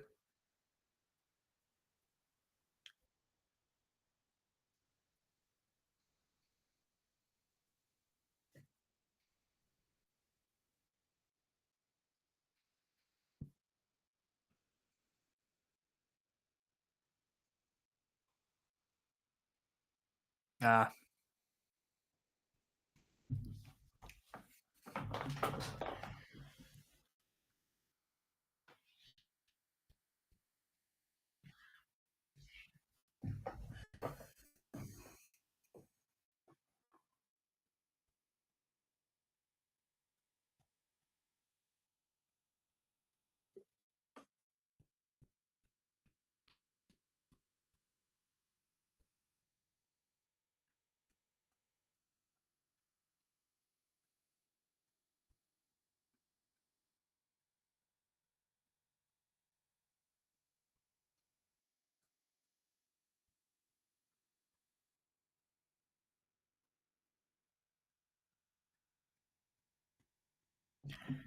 Jalen Tyson to the rim. Nope. Oh, we almost got a Tristan putback dunk.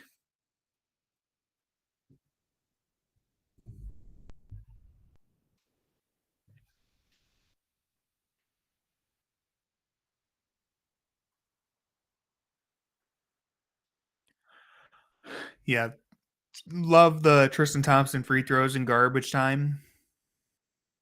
This is why we're all still here. We knew there was a chance Tristan could be sent to the line. Beautiful miss right there. Hit every part of the rim.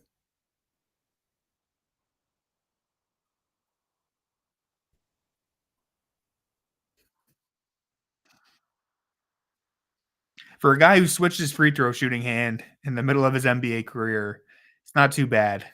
You know, could be a lot worse.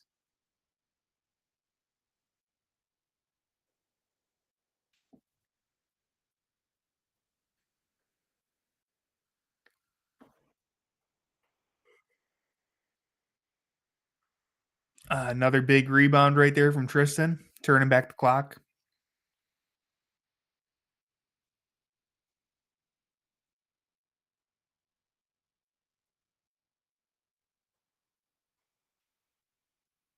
I knew Tide was going to shoot that. I could just tell the way he caught it, airmailed it. Ty ruining his effective field goal percentage, man. What are you doing?